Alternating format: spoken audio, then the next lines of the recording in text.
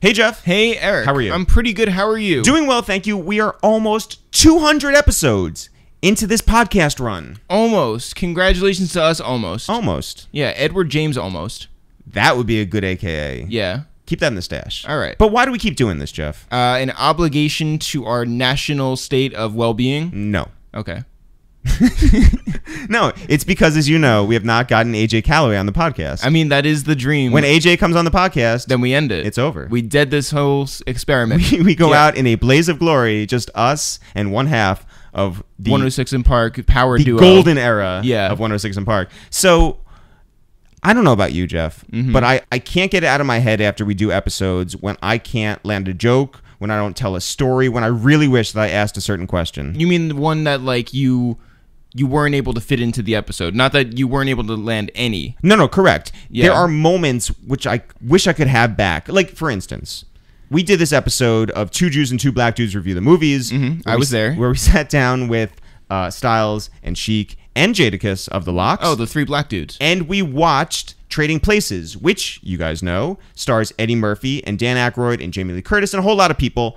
And the basis of that movie, it's like The Prince and the Pauper, where Dan Aykroyd gets thrown out on the street and someone is brought in from the street. And that is Eddie Murphy. To take his place. Yeah. And so he gets everything. He gets the car that is driven by a chauffeur. He gets the money. He gets the job. And most importantly, he gets Dan Aykroyd's amazing townhouse. And which has wood paneling and, you know, a fireplace in the foyer. And, yes, a lot of amazing things that Styles was particularly taken by. And so... Wait, by the way, before you continue, how would Manny Fresh say foyer? I don't know. Foyer! So there's a joke that I'm glad that you got off, Jeff. Yeah, I would have been regretting that later. Anyway, keep going. So I hope we get Manny Fresh before we get AJ Calloway. Foyer! Now, you know, whenever we see AJ, we have to be like, hey, we like doing the podcast. Whenever we see AJ? What are you talking about? Jeff, if we go on a red carpet, if we go to some club, if we see him at a red light. When we're always hanging out with AJ, next time we see AJ. I'm just saying, the next time we see him, let's tell him, hey, you know what? We don't want you until our last episode. The only time we have seen AJ has been, one, we asked him what he does, how he spends his freestyle Fridays. Correct. That was on a red carpet. Yeah. And the other time we saw him was when he was exiting Santos with two girls. I'm saying. Yeah. What is so crazy about what I said? It was 2009. At the club or on a red carpet. We have seen him twice. Maybe he'll pull up at a red light and we'll be like, yo, we don't want you on our podcast until the very end. Anyway, in your face. In this podcast with Two Jews and Two Black Dudes and Jadakiss, we were talking about their nice houses. Yeah, yeah, and you asked the guys what the craziest house they'd been in was, and you know what? I really wish I asked. I wish I asked about that Jadakiss line. My bathtub lift up, my walls doing 360. Yeah. Why the hell did I forget that? It annoys me so much, but I'm so glad that no one out there has said, hey, you know what you should have mentioned on that podcast? This line. I wish that I asked Jim Jones why he was eating an apple on our podcast. Yeah. I wish you asked that too. I feel like every episode I have certain moments where I'm just like, fuck. You know, I have a second one from that Two Jews and Two Black Dudes episode. It was when I didn't get the opportunity for one reason or another to talk about the worst purchase that I've ever made. Which is, I mean, look, I had my dream car in college. Never had a car before. I got my dream car. It was a Jeep Grand Cherokee. It was amazing. It had a 6 CD changer in it. Where was... Oh, that was in the back. It was in the way back. Yeah, but... You had to get out. You had to change them so you could outside, put in... Yeah. And then control it from the front. Whatever. It's very smart. Good engineering. It had idiosyncrasies, right? It meant a lot to me. It was a wonderful car besides any recalls or whatever. But by the time that I had to turn it in... And I was talking to Dad about, hey, what kind of car should I get? What kind of car should I not get? I disregarded all his great advice. I went to the dealership. I signed up for a Volkswagen Jetta. Only because... You wanted to drive like a 16-year-old sophomore from Greenwich, Connecticut. Didn't in the movie White Girls, didn't they have a Volkswagen Only because it had a 1.8 turbo engine. Oh, dope. You sound like Dad. Like, just laughed at me. I was like, no, Dad would call you a dope. I'll show you. Yeah. And step on this gas. But the worst part, and I wish I mentioned this to the guys. Wait, how turbo was that turbo engine? It was the worst. The American Gladiator's turbo was more turbo than this turbo engine. I was so mad because the salesman brings me the keys and they bring the car around and it has a clean wash and the wheels are looking shiny. Mm-hmm. And he says, sorry. Yeah, basically. He was like, hey. This was a mistake. Yes. He said that when he handed the keys over. He said, this means that you have to get 93 grade gas, which, by the way, at that time was post-Iraq and it's high gas prices. It was killer. Yeah. Just horrible. And I had that for 3 or 4 years. I think it might have been 4, maybe even more angry. That car sucked. That was awful. Terrible. And I'm glad that I was able to talk about it here. Mm-hmm. Fuck Volkswagen. Yeah. Goddamn German engineering. Uh-huh. Anyway, that was my worst purchase. You got to mention your worst purchase, which is, I guess, Netflix. Well, that is what you said as a joke, but did you mean it? Well, sort of. I mean, every single person has my password, including the locks. But so, like, I'm the one idiot who pays for Netflix. You're just generous. No, that's not. No, don't put, like, a spin on it. I'm an idiot, Jeff. I bought a car that couldn't fit me, no less my friends. I pay $10.99 for my friends to like me every month. I paid $10.99 a gallon. Yeah. It was awful. But anyway, I'm going to try, I think, to ask all the questions that I want to ask the next time someone's here and not feel so pressured to take the conversation somewhere else, right? Well, that's brave. Oh, thank you. Yeah. I want to ask the questions that I want to ask. If anybody wants my Netflix password at me, you will be the... You are such a generous person, Jeff. It's like the McDonald's sign. Like, just like I just give my password to anybody who wants it. There was a girl who came up to me in the club and asked me, or she said to me, "You don't know me, but I have your Netflix password." Yeah. Wait, here's something else that you had the opportunity to give out to the world. Mm-hmm. You had a tweet the other day, speaking of McDonald's. What did I say? You said, who would win in this dance battle? Oh, I deleted it. But yeah, I know. Yeah. I'm saying you have an opportunity now to tell the people. I put up a tweet. It said, "Who's served more people, McDonald's or Omarion?" It's not a good tweet. You had the pictures too. Yeah, I instantly regretted it. No, you got the wording a little wrong because what you said, you put the pictures up and you said, "Who would win in a dance battle?" Yeah, and it was McDonald's. You didn't say anything about serving. It was a thinker. Yeah, you had to think about it. Well, people aren't idiots.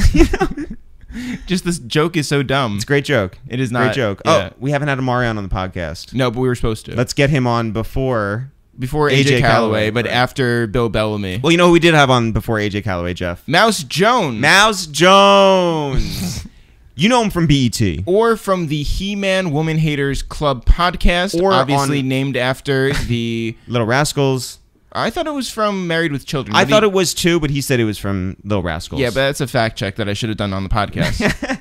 But Mouse Jones, who you may know from Twitter, you may know him from being on Brilliant Idiots podcast, from being at all cultural events. Yeah, the loudmouth at the back of the room or at the front of the room. Yeah. It is our friend Mouse Jones, who grew up on Long Island. He did. And caused a ruckus out there. Yeah, just like... But here's something. Has lived a lot of lives. Because he has grown up in Long Island in really tough circumstances, because he failed out of high school, because he went to the Navy, because he went on to live 3 or 4 different lifetimes, we have split his episode into 2. So we're giving you the first half today, all the way up to his time in the Navy and then his time down in Virginia. So you're going to get the beginning of his life. You're going to get a lot of jokes. You're going to get a lot of amazing stories, a lot of just unbelievable experiences. And then on Thursday, in a couple days, we'll take you from Virginia when he moves back to New York to his whole media career and how that started, how he's taken advantage of it, and how he is thriving out here by telling his truth. So shout out to Mouse Jones. You get not 1 but 2 episodes this week. I did want to mention real quick that if you have not gotten your It's The Real AKA t-shirt, it's not too late, but it will be soon. Go to itsthereal.com/shop right now and grab either purple or black. They both look great. I've worn both. People talk about them everywhere we go. They're super dope. ItsTheReal.com/shop. Jeff, before we get into it, what episodes do you want to recommend? I would say number 42, which is Mano's episode. Our friend Mano. You know, he really had a great effect on this podcast, which is that he came in here and he was so open and honest about his life, his hardscrabble youth, his time in jail, what it meant to him and his family, and honestly, like losing those really formative years, but falling in love with hip hop while he was locked up, and then making a career out of that thing that he really was in love with. And we love Mano. We're so proud of Mano, and we're so appreciative that he was able to share his entire story here. So please go check that episode out. Number 170, which is Jamal Jamo. One of the funniest episodes and one of the most inspiring episodes. This is a man who was literally on his deathbed, and he rebounded a number of times with personal issues, with health issues, and with business issues to come out the other side with his humor intact, with his story amazing, and with just all the love in the world for true friends. And I would say number 24, which is Taxstone. Shout out to our guy Taxstone, who changed the podcast game. He spoke from the heart, he spoke from the brain, and he has interviews out there with Beanie Siegel and Meek Mill and us that you can't replicate. You can never make another Taxstone. He is one of a kind. Yeah, so keep your head up, Tax. I hope you're listening. Yeah, and for everyone out there who hasn't had a chance, please go check out that episode because he's got an amazing story of his own to tell. Yes. Jeff, when do you want to get into this episode? Right now. Yo, what up? It's Eric, a.k.a. Oregon Basketball, a.k.a. Duck Shots. Yo, what up? It's Jeff, a.k.a. Hit It From The Back, a.k.a. Friendly Fire. I'm Mouse Jones. That's it? I had a good one. You know what this show is. Hit It From The Back, a.k.a. Friendly Fire. It was pretty good, right? I come from, the background of like jokes, and sometimes, you just gotta let it. Like if you're at the lunch table and you hear a good one, and even if it's on you, you gotta be like, hey, I let that one go. I can't. That was it? I can't. And I had like, oh. Yeah. Yo, Mouse, this is the waste time with ItsTheReal. Bra, ra, ra, bra, ra, ra, boo, boo, boo, boo. Ra, ra, ra, ra. Mouse, what's happening? What's going on? Everything guys? is good. Welcome. I'm on Letterman. I made my Letterman, yo. I don't know. I'm telling you guys, to me, in the culture, you guys are Letterman. First of all, Brilliant Idiots is Leno. You guys are Letterman. Do you feel bad because you went on Instagram stories and said that we were culture vultures? And no, that's why you're being very nice right now. No, I would not feel bad about that because I meant it, but I didn't mean it. But I didn't mean for people to be take it so seriously. They hate y'all. We were all at SOBs for an LMA concert. Yep. You wrote as your caption, "Vultures culturing," and. What was the instant reaction? Yo, I knew they were, yo. Mouse, you're the realest. Get them the fuck out of here. And I was like, hey guys, nope, these are friends. Like these are guys I would invite to like family events. No, they're friends, guys.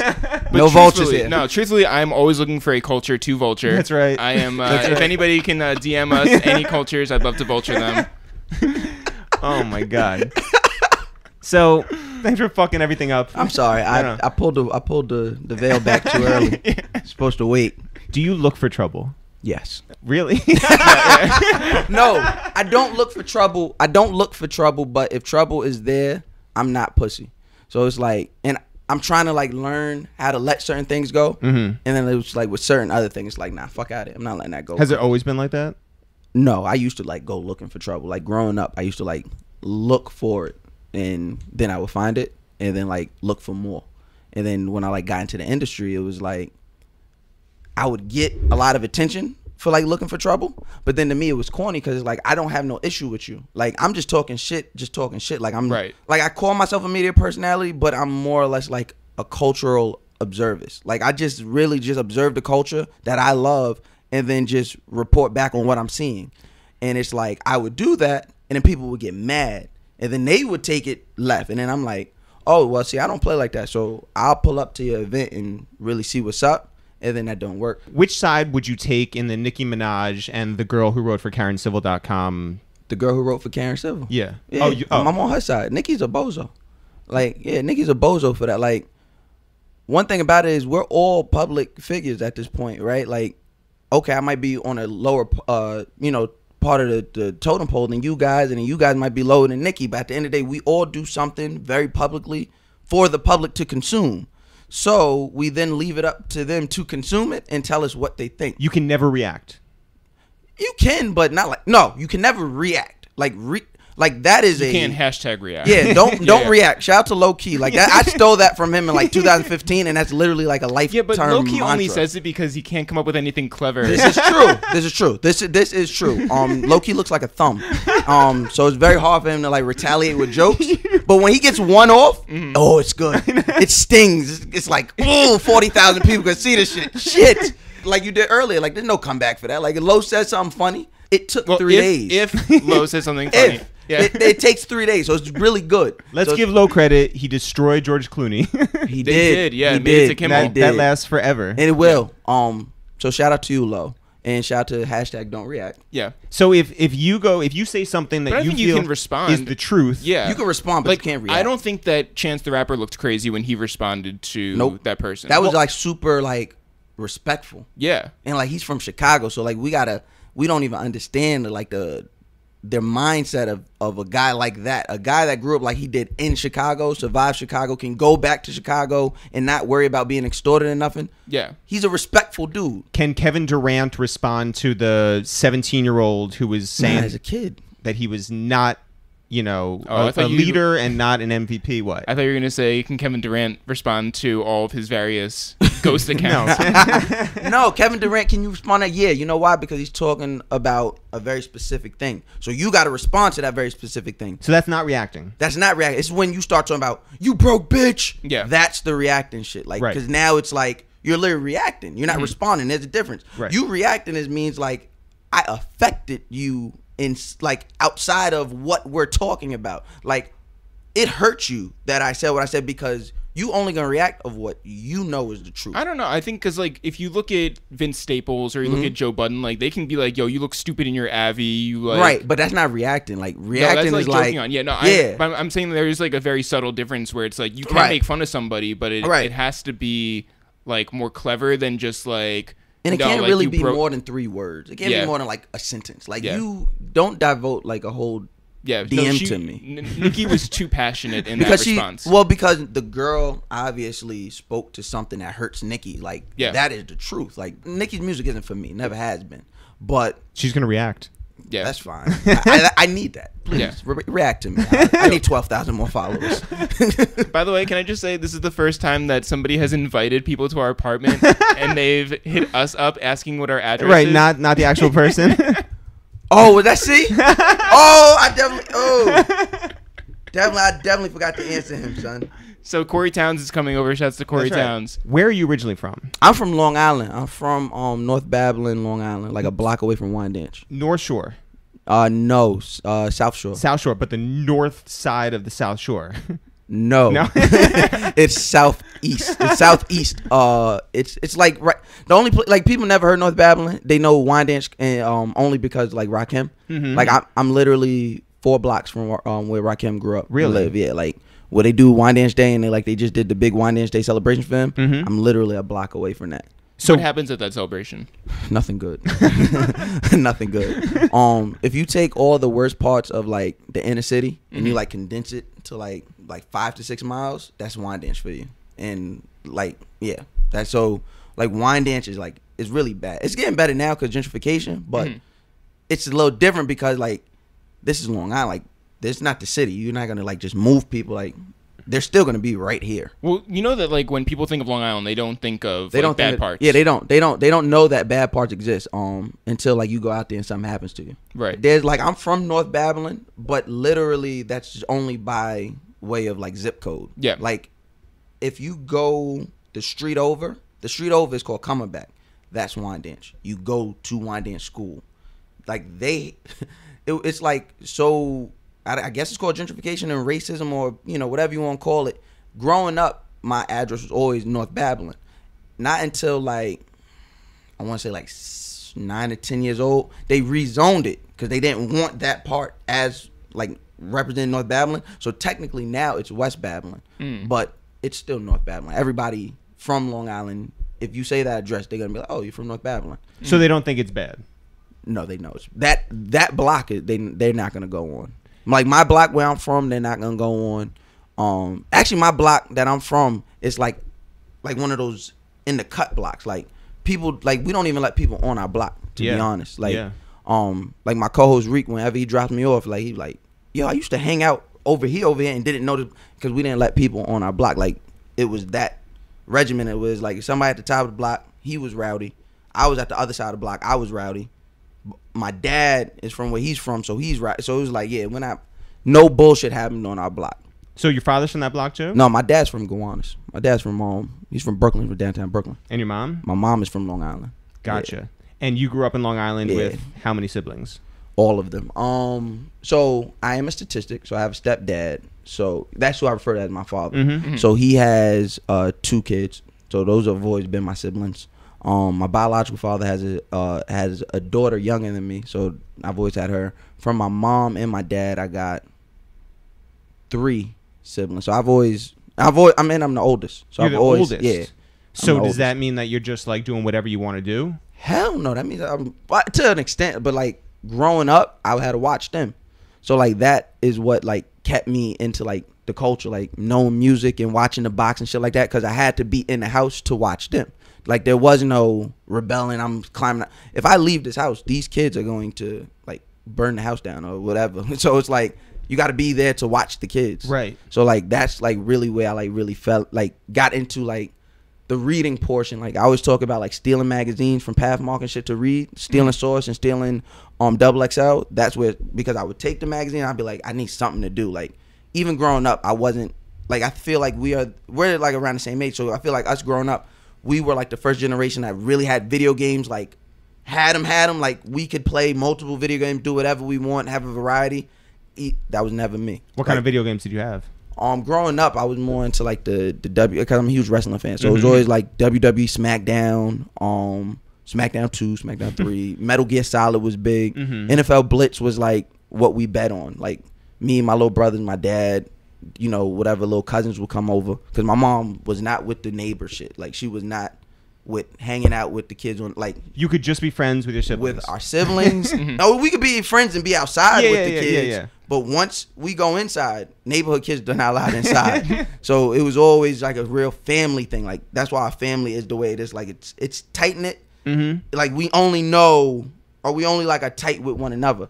So because that's how it was. Like it was just. So you couldn't just invite like people over to your party. You could not invite anybody. So why are you inviting Corey over to our place? I didn't invite him. He said he was pulling up, and I was like, I'm gonna tell him when I get here. We jumped into a really good conversation. How early were you Mouse? The name comes from Mousy, Mousy. So when I was born, my cousin Joe said I looked like a mouse. So he was like Mighty Mouse. And then growing up in the hood, it was just always Mousy. And I was always around him. So when I was able to like go out when I was like 5 or 6, I would be with him. And so he's like, all the older kids, it's Mousy. It's Mousy. So then growing up, it was Mousy. Like it's even tattooed. That was the first tattoo. I was the first kid my age to get a tattoo at like 15 across my back. What did 15? Your parents think of that? My mom seen it and she slapped shit out of it. She didn't even slap me. She slapped it. No, she slapped the tattoo. No, she slapped the artist. Yeah, no, she slapped it. Like she seen it because in Wine Dance, you know, there was everybody like wanted to get tattoos, and I was always the youngest. So shout out to Murder Inc. 3. So if anybody's from New York, they know about Murder Inc. 1, Murder Inc. 2 from the Ave, from Jamaica Ave. The tattoo shop. Yeah. So they know about those. So the artist Ant ventured into Long Island to make Murder Inc. 3. So when he came, it was right in front. It was right in front of my uncle's barbershop. Shout out my Uncle Reg, who cuts my hair to this day. Like his barbershop used to be like the hub of the neighborhood. Like there was like 3 shops, and the one you always wanted to go to was Straight Edge, was his. Yeah. So I was the sweeper boy. So I would always go around to the front, and I'd be like, damn, I want a tattoo. And I remember going in there, and one of Ant's artists that he had early on was like, yo, I can't tattoo you, too young. So you either got to go see this guy named, what was this nigga's name? There's a Mexican dude's name. I can't remember his name either. Shit. But he was like, yo, you got to go see him. He'll tattoo you. If he tattoos you and you already have a tattoo, then I can tattoo you, like legally. Or you could come in with a waiver. My mom and dad are super, super Christian, like super in the church. So that was a dub. Like there was no room for, hey, I want a tattoo. Does that mean that you were super religious? No. Okay. Hell no. But every Sunday? I had no choice. Okay. I lived in the house. Like my mom, to this day, my mom had this like strict rule, like nobody in her house when she goes to church. Like Sunday school, the whole thing? No, we weren't up that early. It's too many kids.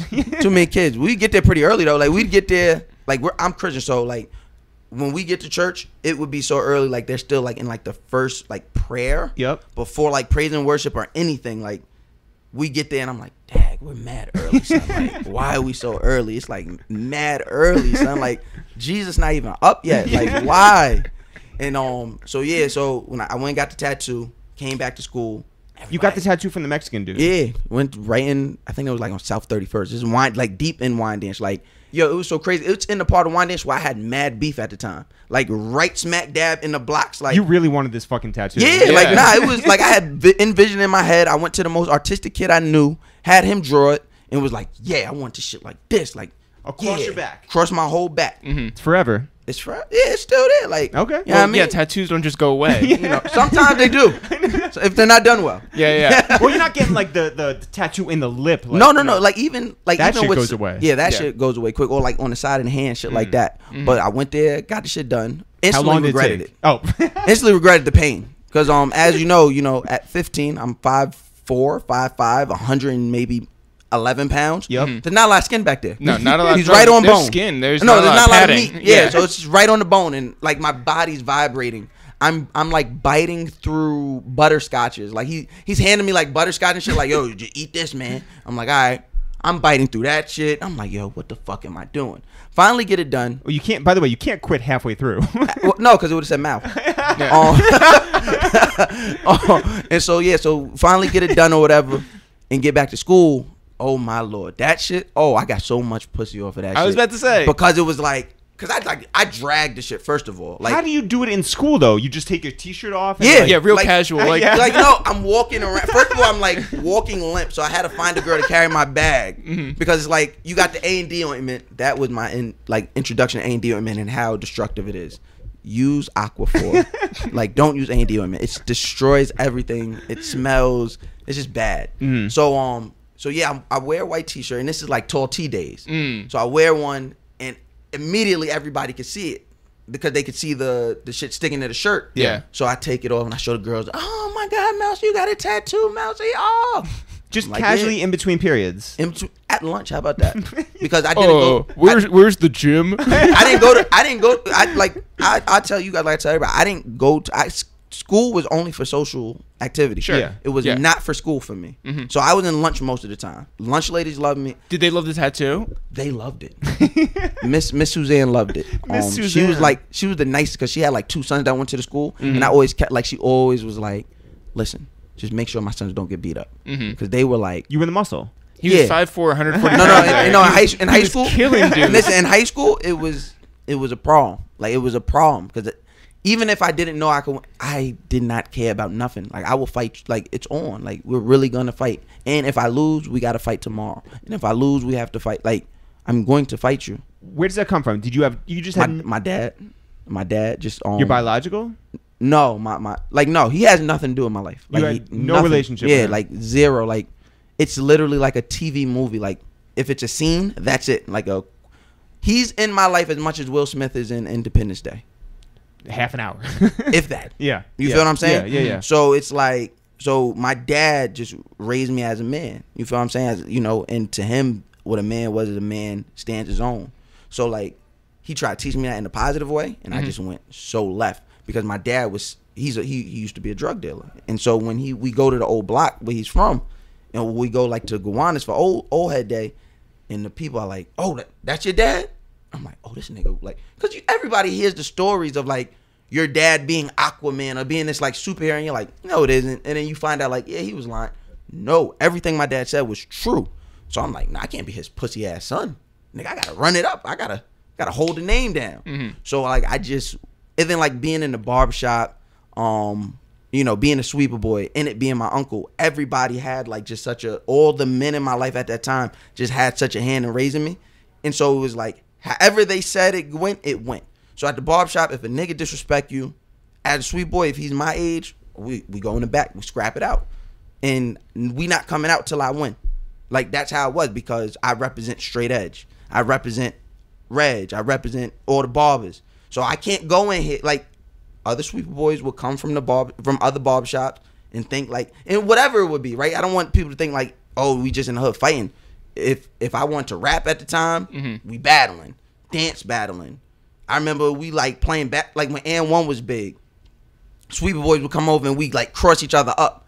You feel what I'm saying? Like it was a very prideful thing in your sweeper boy and in like these young black boys, which I appreciate because, you know, even though I might not have took the traditional path, a lot of the kids that grew up like me, as to where like the generation before us, more or less those kids like went down the wrong road, like the majority of them did.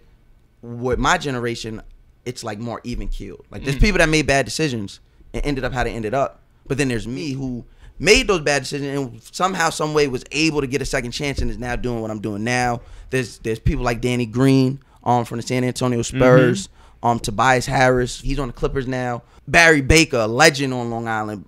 You know, Scooter Berry, Jason Gordon. Like these are like people who could have went super far left, but because we had that barbershop and we had dads that were like hands-on, like our dads were like the moms of the old times where like you talk to guys or like talking to my dad, like the moms would be like, hey, get your butt in that. Or the dads in the community would be like that because it wasn't a lot. Like there was probably like a dad every block growing up. You feel what I'm saying? Maybe two where we're from.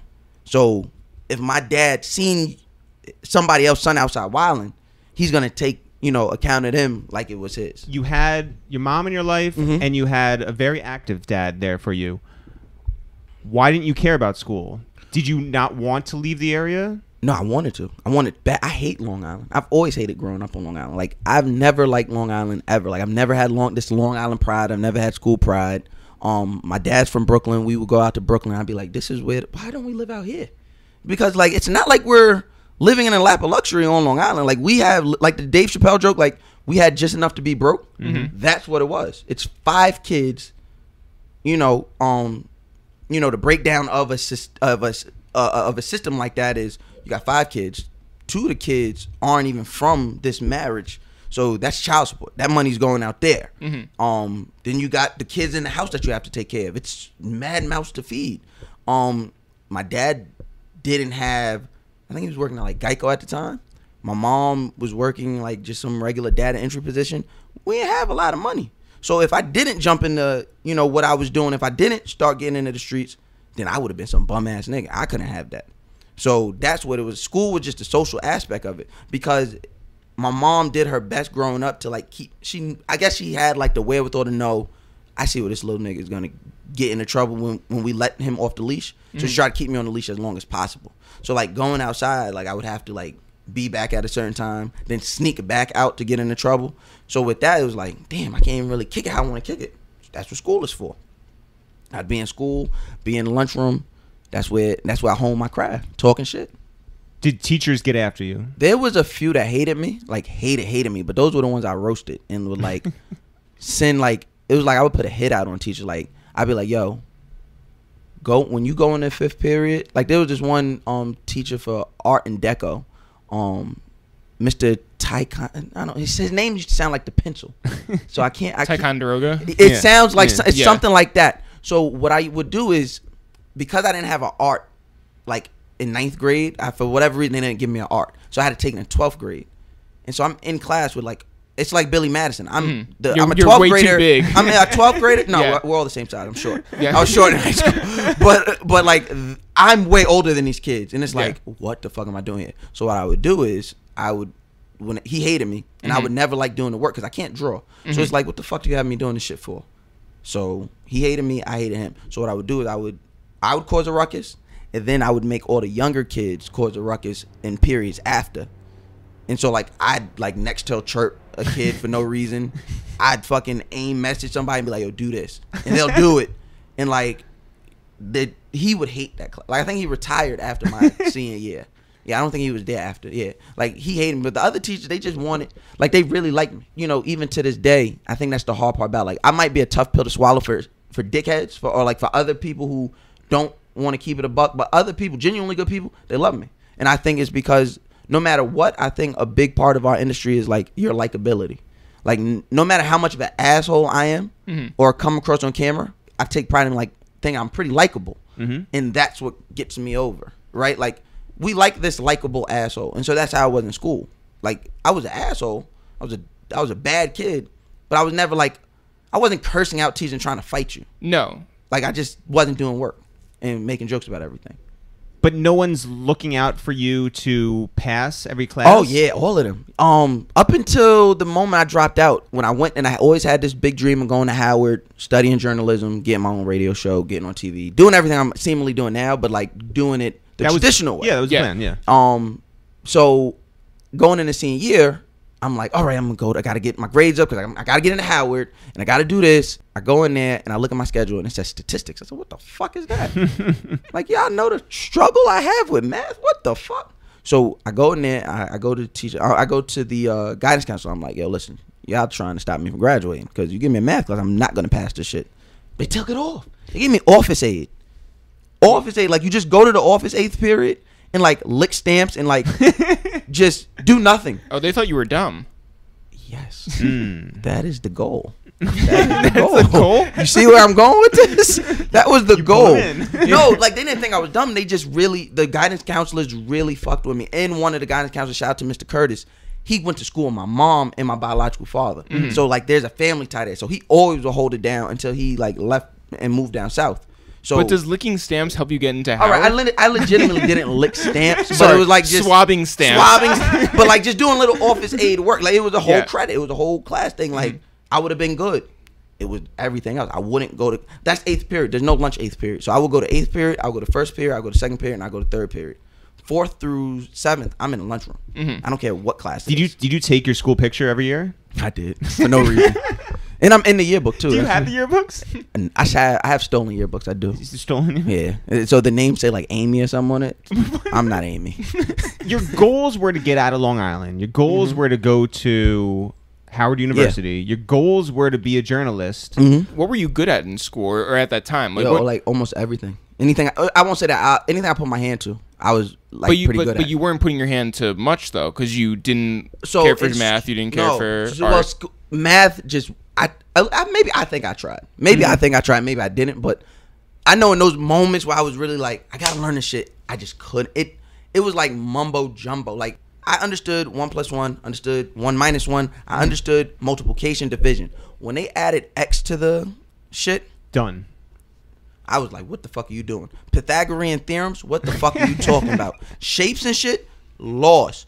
If we only had to do the math that we had to do in real life, I'd be fine. You seem well read. You seem very left brain. So does that mean you were good at English or social studies? I was really good at, like, surprisingly good at English. Like in 5th grade, I won like a cross county, because like in Long Island it's counties, it's Suffolk County and Nassau County. I won like a cross county competition in 5th grade for like writing the short story, and like literally no help from my mom. I just was like, what? I got the yellow paper and just started writing the story about. So it was like a whodunit, but like within the house. That's dope. So it was like my little sister is a suspect and my other little sister is a suspect, and it like won. Like it was winning shit that we didn't know it was in. Like the teacher, shout out to Miss Fuller, she was the only black teacher I ever had, the only black woman teacher I ever had in 4th grade, and she like put it in to like these competitions that we didn't even know about until like she came back and told my mom like, your son's story is like winning. So I've always been good. That's a great teacher. Yeah, like shout out to Miss Fuller, rest in peace. But I've always been good at English language arts, everything, no matter what it was. DBQs, the more words and writing, the better. Even with math, the word problems I understood because I was able to like infer, and I would be able to be like, okay, so you're really just asking me 2 + 2. Yeah. All right, you just used a lot of words. And I would even be able to like tell that to other kids who would be like confused with the word problems. It's when you take the words out, I'm trash. English is good. Social studies, first of all, I think those were the highest grades I ever got in any class. I think I was doing like every quarter I was doing like an 80 or a 90 by accident.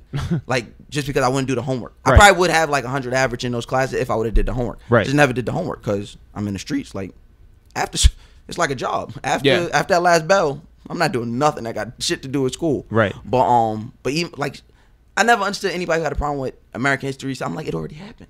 That's the easiest part to think about it. Like, it already happened. Just read the fucking book. It's right there. They're going to ask you what happened in 1492. Columbus sailed the ocean blue. It's that simple. It's but he also delivered smallpox. He also delivered, you know, like woke me now would definitely answer that question different. 1492, what Columbus do? He fucking lied. Fucking lied. Getting to the end of high school, though, regardless of how you were doing, Did you think you were going to graduate? I didn't think I was gonna live. Why? So 9th grade is when I really when my mom and dad kind of started losing a grip on me. They had other kids they had to pay attention to. My mom was super hands-on. Shout out to my mother. She was super hands-on because when my dad would be at work, she's super hands-on with all the kids. Like, she'd be able to be in, especially it's easy in elementary school and a little bit in middle school because, you know, you can call the teacher directly. You're in high school, that shit, it's 9 teachers. You can't get a hold of all of them. Mm-hmm. So, like, 9th grade was when I seen some light, and I was like, fuck it. Like, ran to it. So, you know, I was in the streets way more. I started just doing dumb shit for money because I couldn't be like my mom would only get us like 2 pair of shoes a season. Mm-hmm. So like if I mess up the school shoes, I gotta wait till February when tax time. Mm-hmm. Then if I mess those up, then I gotta wait till my birthday, which is in April. And it's like, nah, like I've always wanted, like I'm always been a nigga that makes jokes. I'm not about to be the nigga that gets joked on. Mm-hmm. Right. So like I seen like towards the end of 8th grade, my gear wasn't really where it should have been. Mm-hmm. So like the jokes would be like, all right, Mouse, let's relax because Mousey, we could get on you too. I'd be like, okay, so it's not gonna happen in 8th grade. That's not gonna happen. And also, I got my first piece of pussy in 8th grade. Like I got my first piece of pussy at 13. So like on my 13th birthday. Yeah, I've been out here. You know, what I mean? I've been out here. Yeah. But so once you got that tattoo, you leveled up. Once I got that tattoo, it was like the crowning, because I was already there. I just needed the crown. Right. Mm-hmm. So yeah. Between that and like, you know, getting the attention of girls and shit, it was like, what? Man, you think I'm doing any of that dumbass shit? Fuck out of here. So, you know, I was in the streets way more, and then that led into me getting into the gangbanging, and I'm just being in the streets, and people don't, you know, understand. Like Long Island's not like the city to where you can't get on the subway and not be seen. You know what I mean? Like the city is huge. The boroughs are huge. You might get into a beef and you might not see this person for like a week, or the next time you're on a train, or at least it's easier to get away. Mm-hmm. You can't do that in Long Island. Everybody knows where you live. Everybody has a house. Everybody can find out where you live. Like I've pulled up on people 2 towns over. Yeah, I know where you live. What the fuck is up? Feel what I'm saying? So it's like once you get into that, it's like, oh, now I want to be the best street nigga there is. Like, and so 9th grade, 10th grade, that's what I was doing. Like breaking into people's houses and stealing shit. Like that's how I made because I never understood the drug shit because I never took part in it. Mm-hmm. So I never I remember I tried to sell crack for like probably like a day, and like it just felt so uncomfortable because like I don't like fiends, and so it's like, yo, get away from me. You feel what I'm saying? Tell me about breaking into houses. The first one that you broke into. So the first house I broke into, North Babylon is sectored off into like most like any town in Long Island. There's a white side and there's a black side. So we would always go into the white side because the white side is where the pool was, Phelps Lane. That's where the deli is, where the school is. Mm-hmm. So like on the bus to school, I'm taking account, not in no criminal mastermind. I'm just taking into account, oh, the nice house is over here. Yeah. And you also don't know any of these people. Don't know any of these people. Like, right. I mean, I know them, but I don't know them. Like, I know the kids I get off the bus with because we all come from the black side of the town, so we all know each other. The white kids, I only see out in school. Like, maybe I might have been invited to a birthday party.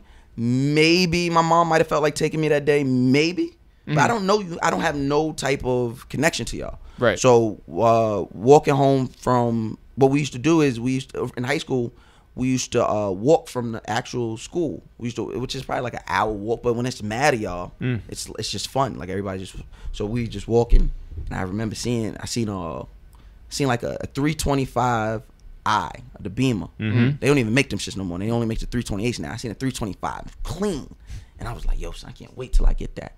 And my friend was like, yeah, me neither. And I was like, yo, what you think it look like in there? He was like, I don't know. I said, I'm about to go see. He like, what? I said, yeah, I'm about to go see. And so I went around the back, and like I don't know what in me is saying like, yo, just see if the window's open.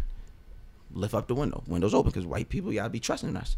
Like, I mean, not us. I trust your neighborhood. So like, I was like, all right, fuck it. So I'm in there, and when I'm in there, I see a gun. I'm like, they don't need that. And then I see a book bag, and I'm like, I could probably put mad stuff in this book bag, and probably like. It's the longest 5 minutes ever in my life because I only run through the downstairs. Mm-hmm.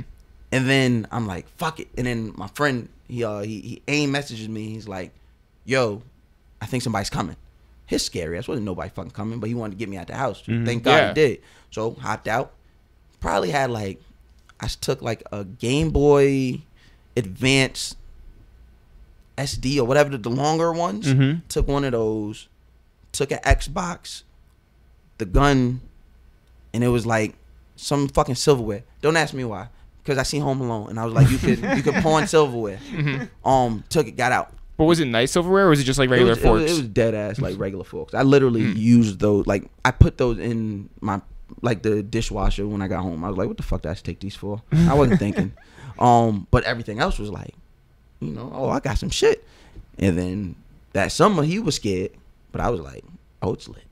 Did you think there were no consequences whatsoever? There wasn't any for me. I always thought I was the best. Outside of like 3 times, and that first time being one, I was always by myself. And so, like, that was something my dad always, you know, I would always hear him talk about on the phone with his homeboys from back in the day. And he always talked about me, like, you know, don't. It's even why I moved the way I move now. Like, I'm always by myself. Just don't believe in co-defendants. So, like, I never ever. Corey, who's on his way. But you notice how he has to meet me here.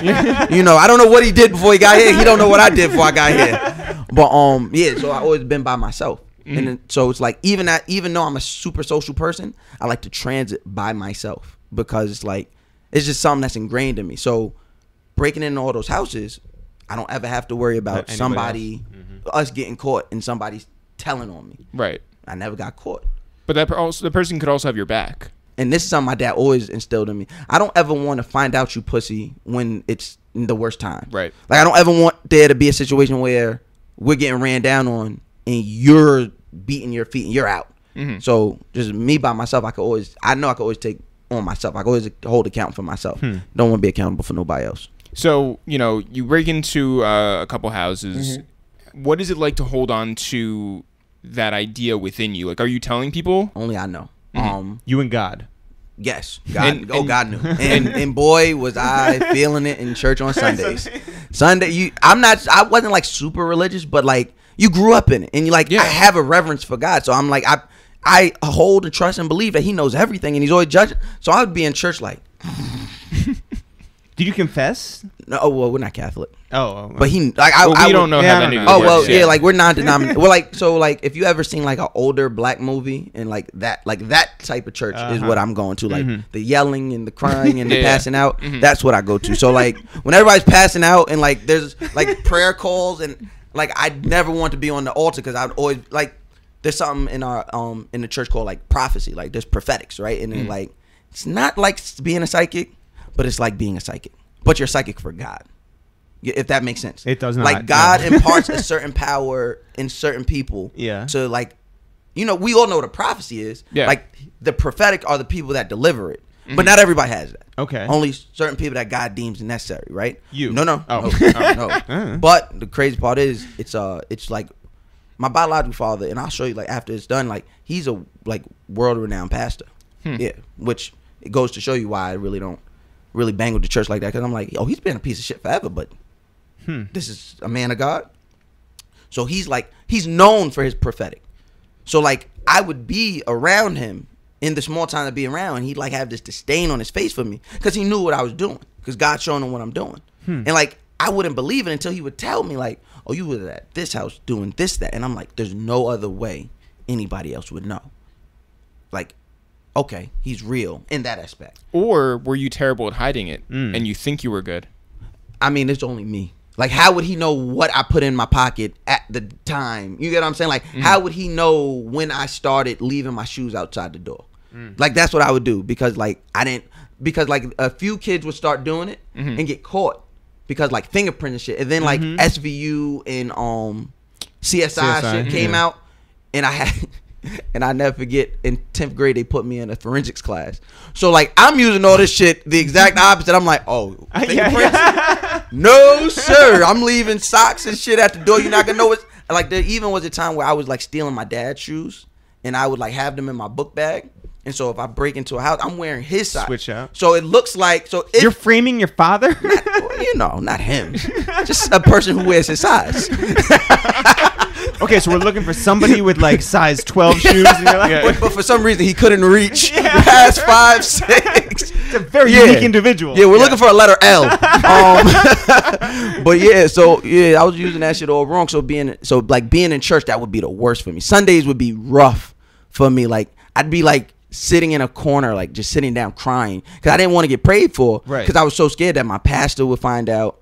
But there's a lot of shit they knew already just from me being in the neighborhood that they didn't like. So the doing the breaking and enterings didn't weren't necessary. Beyond everyone at church knowing, your folks had no idea what you were doing. Nah, they knew I was doing some dumb shit though because they knew you had nicer shoes. Yeah, I had my own shoes. I had my own money. Like when we go out to shop, you left the silverware in the dishwasher. I didn't know where it came from. To this day, like if they listen to the show, they'll find out where it came from. Are they avid listeners? Do they? No, my dad is now listening to the podcast after he came on mine. So wow, like he feels like he's a celebrity now. Yeah. He was like, "Yo, you see the numbers? Shut up, shut up." So they knew you weren't making a ton of money from sweeping up hair. Yeah, but that's what it was like, and I think my uncle would sometimes lie too, because good looking out. Everybody in the neighborhood knows that I'm doing something. Right. Just can't put a finger what it is, and my uncle used to threaten me all the time. Don't you be out here selling no drugs. Don't you be out here doing this. I say, no problem. Worry about that. Yeah. Tried it. Don't like that. Not great at statistics. Not great at statistics. Yeah. Don't know what my income outcome's supposed to be. Yeah. Don't know spreadsheets. Don't know what the fuck I'm supposed to do with that. So I think like he would lie sometimes and say like my mom came home one time and was like, oh, did you tell your uncle thank you for giving me $200? I'm like, nigga, give me no fucking $200. But that explained those new shoes at the door. Sure. So it was it was a weird time there, like just trying to not so much live that double life because all they didn't know is that I was doing breaking and enters. They knew I was, running with gangs. There was, there was I'm not gonna put them on blast, but there was a house around the corner from us in Wyandanch that was a like gang house. Like that was the house that everybody from that gang went to, and they loved me. Like they loved me because I would always fight. I'm always outside in the streets. I'm the youngest, always with the oldest guys. So I never had a problem. So they would be like if just fighting in the neighborhood, they'd be by and watch it. So after a while, I'd be around them all the time, like always around them. And the neighborhood didn't like that. The church obviously didn't like that. So they tried to do, I remember like there being a few like ministers in the church tried to get out the car and their dad fits and be like, what are you doing out here? Don't you know the word of the Lord? And I'd be like, you better get the fuck out of here before we beat you the fuck up. You weren't in the gang. I was affiliated. You were affiliated. Mm-hmm. Did you have any issue with the fact that you're a lone wolf and this is a team? That happened as a result of it. So what happened was I believed I came home. Like I believed I got beat in and jumped in because there was this dude who used to hang around him. He's now dead. But he used to hang around him. And so he brought me home. His set, he brought me home.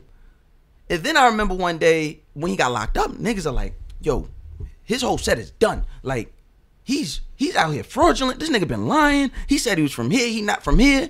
And I'm like, oh, I would be underneath that set, wouldn't I? So I was like, you know what? I'm just going to stay affiliated with you guys. Nobody needs to know anything else. Hey, whatever you guys roll with, I roll with. But then when Dipset came out, then it was like super, like it went from being you are this gang or you this gang to like, it don't matter what gang you're in, we're all in this one big ass gang. Right. Mm-hmm. And when that happened, that's when shit hit the fan for me because I'm from North Babylon. Like my mom is from North Babylon, went to North Babylon. My biological father is from 3 blocks over. He's from North Babylon, whole family from North Babylon. So I don't have no attachment to Wyandanch.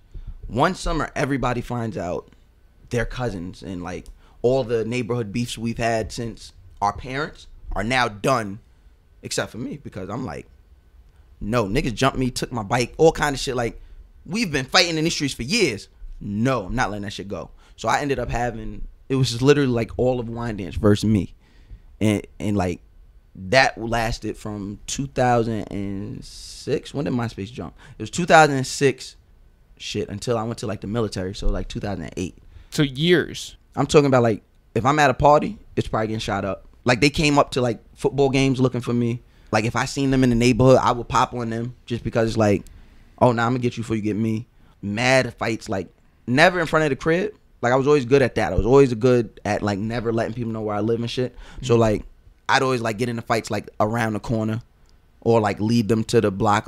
Shout out to Peter J. Brennan. Like, it's not a park. It was an actual school, but we always just played in that playground area, or like at Belmont Park. So nobody ever knew where I lived, but I'd be like, oh, they're there. I buy, and then very early on, I was like, listen, y'all not gonna kill me. So especially when I start seeing kids my age die from what we out here doing, getting shot and shit. So I was like, nah, you're not gonna kill me. So if somebody's gonna die, it's not gonna be me. So I remember like they would be at the Wyandanch Park where it would be Wyandanch Day.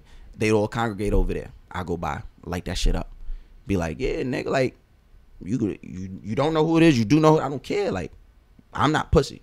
Like, I'm gonna take it to y'all. And that lasted for 2 years. And like there was like, I got stabbed because of that, got shot at because of that, got jumped.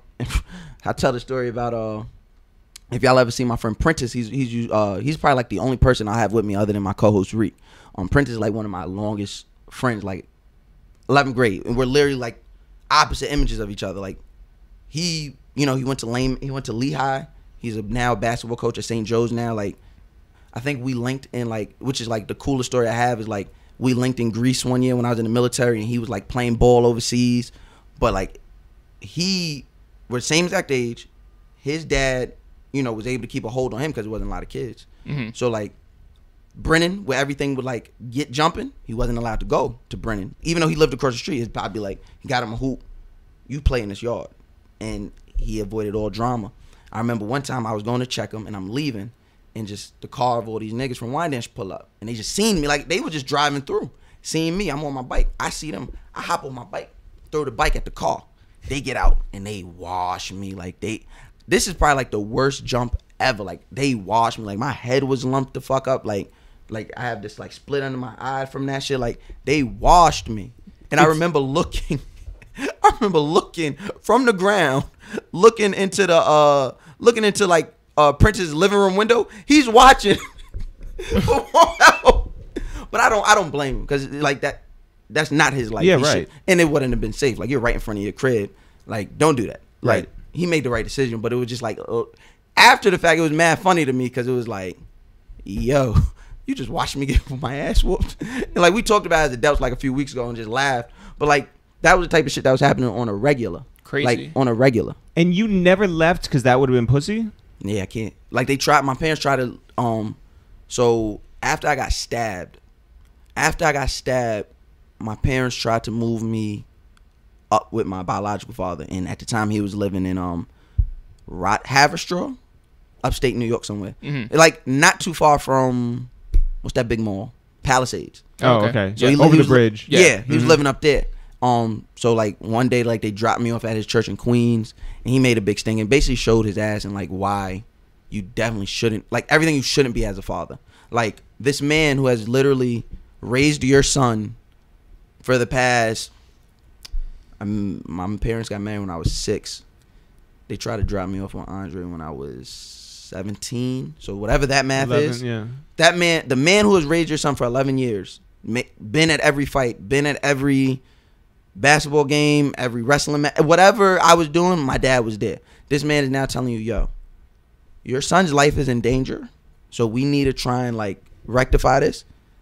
And like, he just didn't have that heart of a father, that look of a father, you feel me? And like, that is what kind of solidified me as like my outlook on him, and also my outlook as a father, because now this is all happening, I'm 17.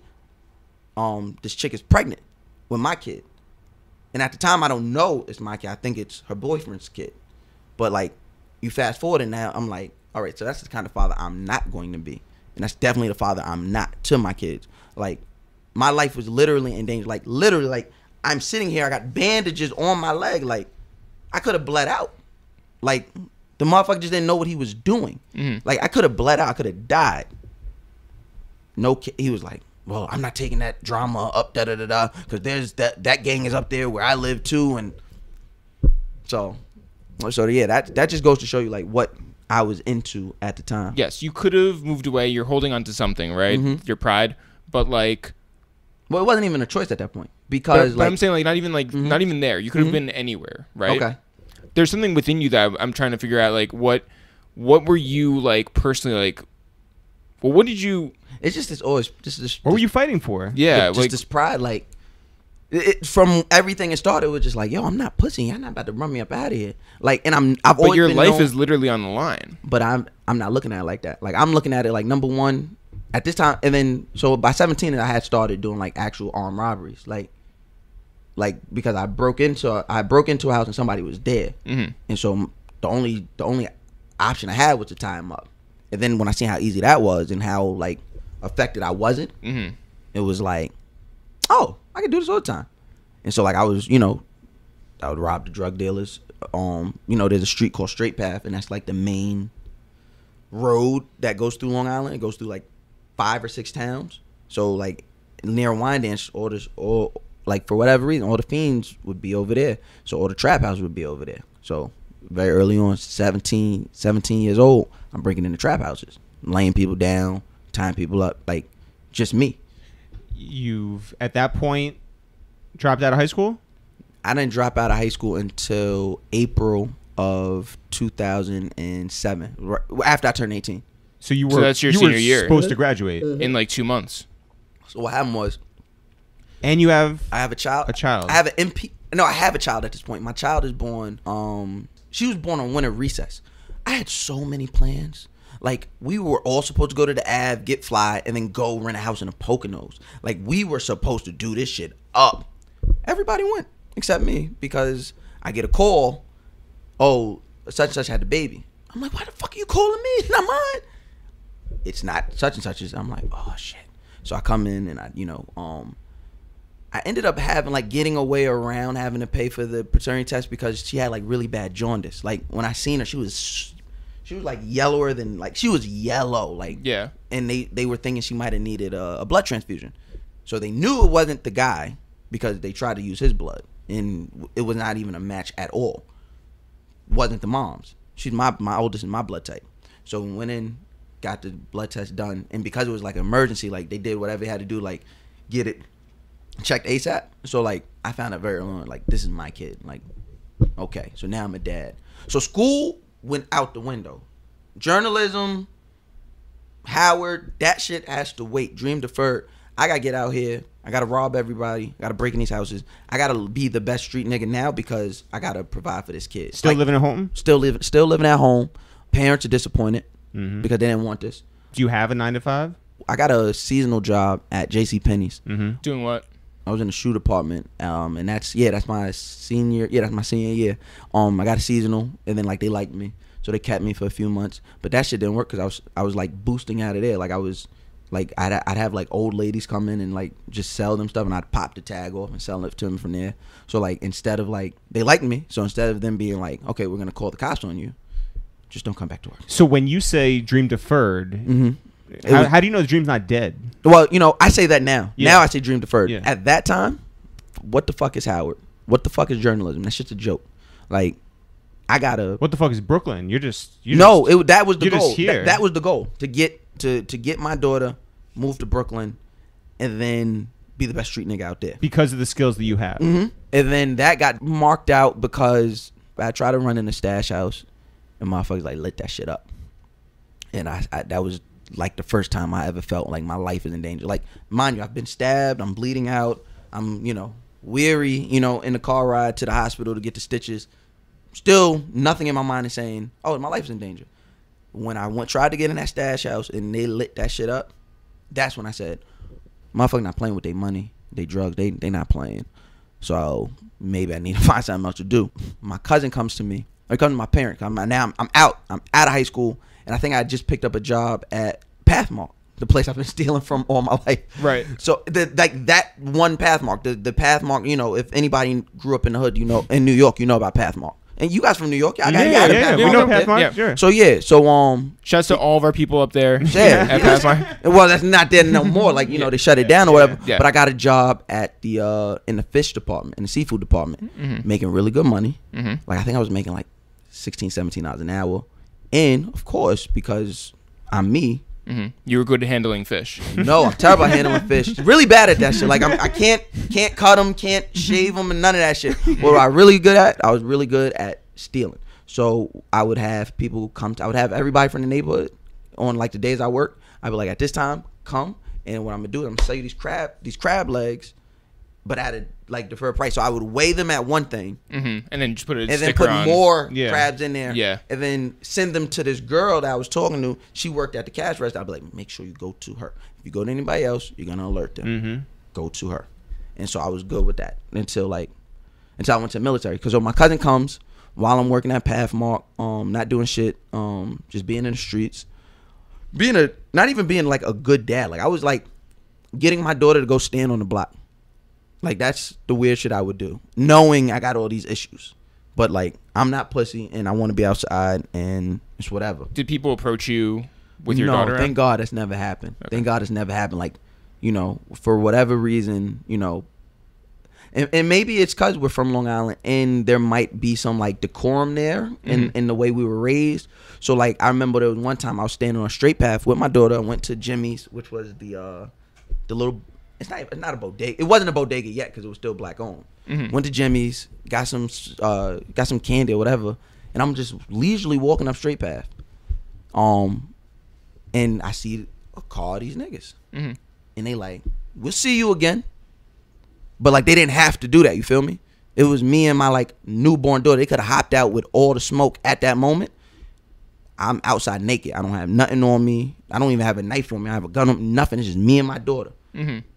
And that is what was like, okay, maybe there's something else I need to do, but I don't know what it is yet. But so when that car like goes down the block past you, are you like shaken? Yeah, okay. It's like one of the first times in my life I've ever been scared. Not for me, for her. Yeah, I'm like, I got my daughter. Like this could really go left. So I think literally the way God had it is the next day my cousin comes over, and I don't like this nigga at all. Like. Your cousin? He's not my real cousin. So my uncle got married, obviously to his wife. That's my aunt. But she already had a son, which was him. I don't like this nigga at all. Never have liked this nigga. Like, we've never like, no, I don't like this nigga at all. Like, if I seen him today, it's definitely going to be smoke. It's definitely going to be smoke. Because, so he comes over and he's talking all this shit. He's like, hey, man, I just joined the Navy. They're doing this buddy program thing. Anywhere I go, you can go. In my mind, I'm like, I would never go nowhere with your bitch ass. But he brought the recruiter. Because this is what recruiters do. Everything is a military strategic move with recruiters. So I find out the recruiter lived in the neighborhood, knew who I was, knew what I was about, knew the bullshit I was into, knew the gangs I was hanging around. And he was like, I want that kid. So he gets the guy, we'll call him Q, right? We get my cousin Q. Oh fuck his bitch ass, Quentin, right? This bum ass nigga name is Q. Quentin. Is not a good nickname to. His name is right. It could have been Quinn or Quinnell. That was it. What a mystery. So my cousin Q. Yeah. So my bitch ass cousin Quentin. So he comes over and he brings so my parents are like, what do you think? And I'm like, I'm not with it. And they're like, well, you're doing it. And I'm like, no, I'm not. And they're like, you're doing it or you don't have a place to live. And I'm like, well, I guess I'm doing it. And so the recruiter comes over and I meet him. I'm like, all right, this nigga cool. Like he's like Bubba Sparks Jr. Like he was just mad cool. He was from Florida. He had like blonde. He was white, fat. Like he was cool though. You're just saying he's a fat white dude, right? Yeah, that likes hip hop. Yeah, he was cool. He knew all like he's a salesman. You know what that might have been? No, because he had a black baby mother and everything. Like he maybe it was Bubba Sparks. Son, he connected with me on every level. Like. Every level. What did he tell you about the Navy that you were just like, yeah? Nothing. Nothing. It was ugly. Yeah, nothing he told me got me to do it.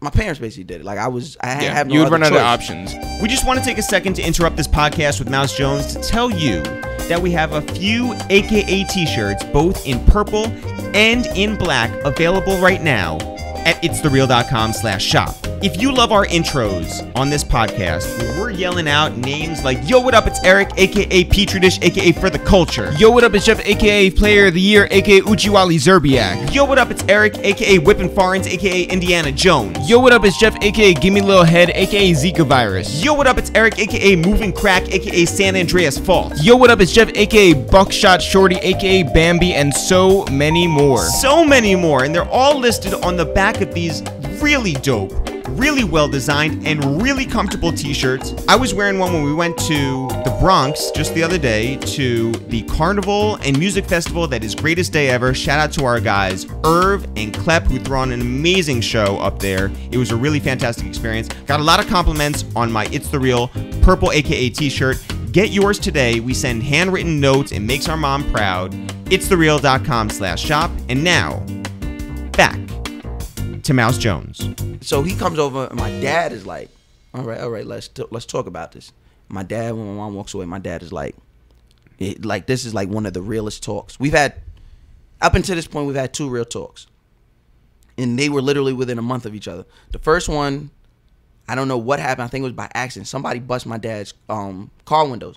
And my dad, his prized possession at the time was his Lexus.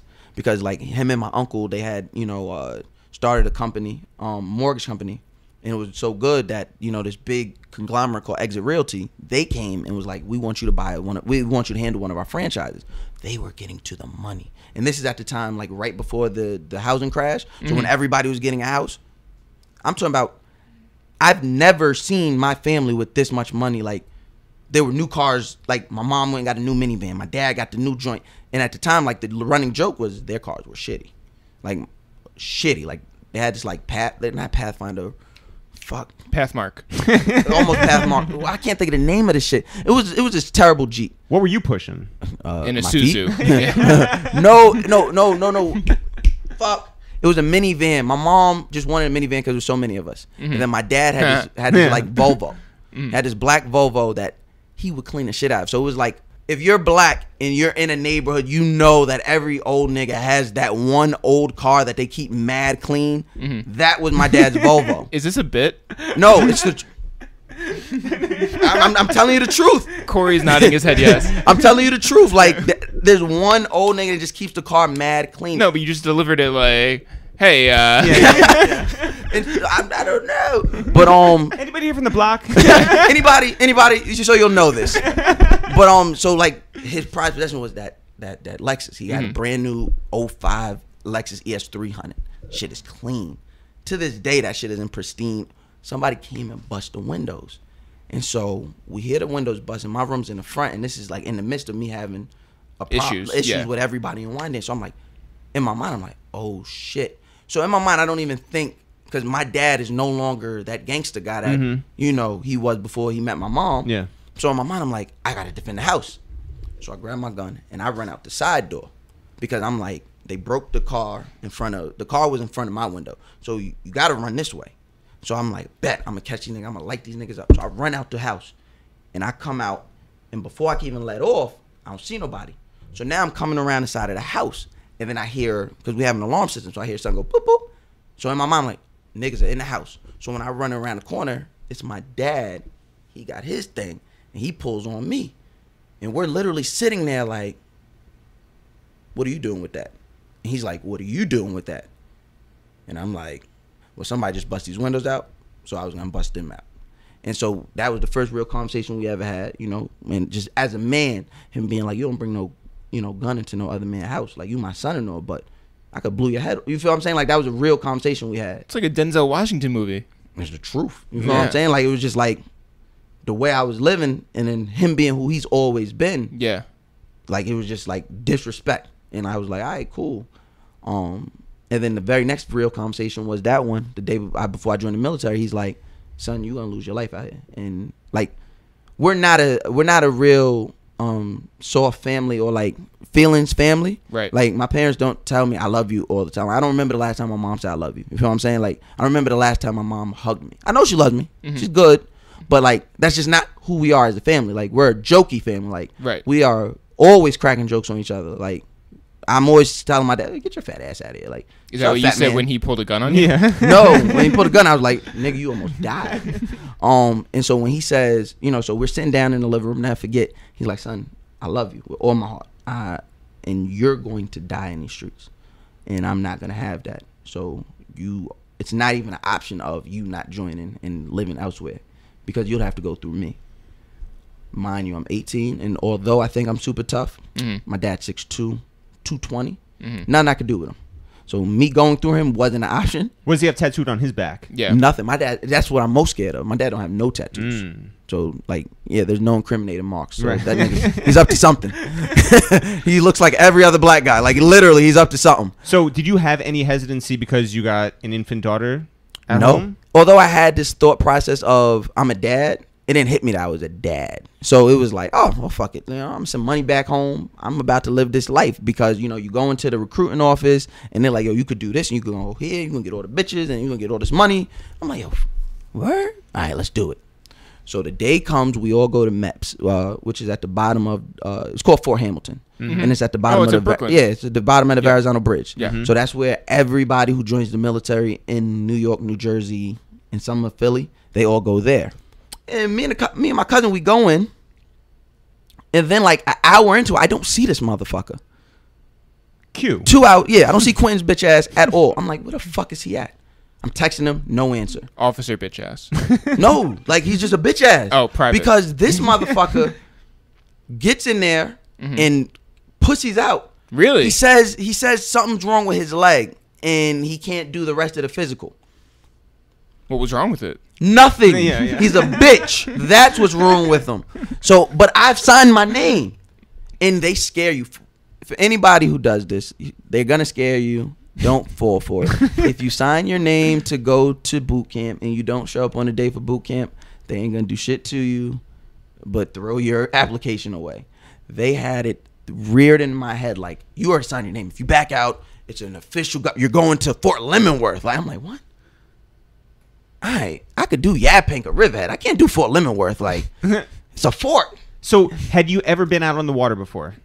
Had you ever been in a situation where you had to wake up at the crack of dawn and line up for someone? Maybe living with my mom. That's about it. Did you ever have to like shine shoes? Never. You ever have to not before then? No. Yeah, never. right. Ever have to before then like use a toothbrush to clean up like? I've never had to use a toothbrush to clean up anything That's other than my sneakers. But Reginald did nothing. No. How many all-white outfits did you have? I had an all-white Dickie suit. had an all-white Dickie suit that I would wear with my American flag bandana. What kind of Timbs? No Timbs. No Timbs. No Timbs. White Air Ones. Yeah. All white. But not no low tops. Shout out to Nike. They just sent me my first pair of like low top Air Force Ones ever in life. I've never wore low. I've never wore low. No, they weren't a thing. Like we never did the 3/4 and we never did the low tops. Like never. It was you're just like, oh yeah, shout out to Nike for sending me my. It was. I shout them out because the brand is strong. Yeah. Shout out to NJ. She writes me personalized notes. Yeah. We get it. Shout out to NJ. I appreciate you benevolence. But yeah, so like. So that was the only all-white outfit I ever had, and I wore it until it yellowed. So you didn't know all the Sweet 16s. I was wearing that shit too. It's technically it's jaundiced. Jaundiced. Sorry, but you didn't know what you were getting into. No, zero idea. Like it's nothing like the movies. So that day we wake up, because I didn't graduate and I had a lot of tattoos, and I got into some trouble where I didn't get arrested, but they took my name. It's fucking Superman. That was the name of the cop. Fucking his bitch ass. Superman, he would get out on us and he would always chase us. One of these days, this is like I'm a lot older. I'm like 16, 17. No, I'm 16. One of these days, I'm standing on the block with the people from the gang house. He pulls up and he takes all of our names. I don't have an ID, obviously, because I'm in fucking high school, so I gave him my school ID. I thought you just turned around and took your shirt off. Nah, he knew my name. He knew my name, but they never had a government on me. So when I gave him my school ID, I never got it back. So I come to find out when I joined the military that my name was on the gang list. So there's these things in the military you need called waivers. So you have to have a certain, like if you have certain things with you, if you have tattoos, if you don't have a diploma, you have to get a certain amount of waivers signed, and you have to wait a certain amount of time before you go. So that's what I had to do. I had to wait 3 months. So I sign up and I don't leave for 3 months. It's the longest 3 months of my life because I'm like still in the streets, but I'm like, I know I got a way out. Lord, the way I'm looking at it, I'm like, all right, I just got to get out these streets. It's like fucking, I don't know, it's like Get Rich or Die Trying. Some movie like that where you're like, I just got to make it to these 3 months. Right. I did not see me making it through 3 months. Like I would stay in the crib, like not go to certain parties, or like if I did, it would be like mad towns over. I'm going to parties like out west. I'm not doing no breaking and enterings. I'm not doing no beanies. I'm not doing no sticking, nothing. I'm like, I just got to get it because I know once I get to the military, I'm going to get all this money. It's just going to be different. Yep. The day comes, and it's a group of us. It's 4 of us. 2 girls and me and this other guy. This other guy, he's been trouble the whole time. Because I don't smoke or drink. So I never had trouble passing any of the tests. Mm-hmm. All the other kids, they smoking and drinking, right? So this kid, the recruiter is like, all right, y'all ready? So the kid comes over and he's like, yo, keep it a buck with you, FC1. I got high last night. He's like, what? He goes get the largest gallon of water. And he's like, drink this shit before we get there, because they're gonna piss test you before we get on the plane to go to boot camp. It's the day before Valentine's. It's the day of Valentine's Day. Happy Valentine's Day. Yeah, it's the day of Valentine's Day. So I got my sidekick, I got my razor, and I'm texting everybody. I'm like, yo, it's over for your boy. Like, I'm about to go. It's over. I'm putting this long ass, like, I'm trying to code my MySpace for like to make the post like on my sidekick. You're getting like the blingy right. Yeah, I'm trying to like say peace, y'all. Yeah. Have my countdown and shit. Like countdown till I'm back. It's about to be 3 months of boot camp and all that shit. We get there, yo. It's the longest ride because this motherfucker. Obviously, it's a ride from Bayshore, New York, on Long Island to Brooklyn. That's an hour. That's like an hour 20 minutes. With this motherfucker drinking all this water. This motherfucker throws up in the back mad times. Like, he was bad for business. He was the worst. He ended up having to get sent back. He ended up joining, though. He ended up joining, and he came, like, I seen him, like, we seen each other at a duty station, like, a year later. And I was like, how the fuck? He's like, nah, you know what I mean? I didn't smoke. You know what I mean? I was like, yeah, motherfucker, you shouldn't have smoked that day. You would have been good, boy. But yeah, we get there, and there was a snowstorm. Because it's Valentine's Day 2008. There's a snowstorm. So we couldn't leave. So they put us up in this hotel. Oh, my God. Everybody loves a hotel party. And that's exactly what it was. There was a hotel party. Everybody had their iPods, and everybody was playing music. The CD players was still a thing. Mm-hmm. So, you know, there's a CD player in one of the rooms. So, yo, we're having a whole fucking party. Like, the Navy is not notorious for getting, like, a lot of women.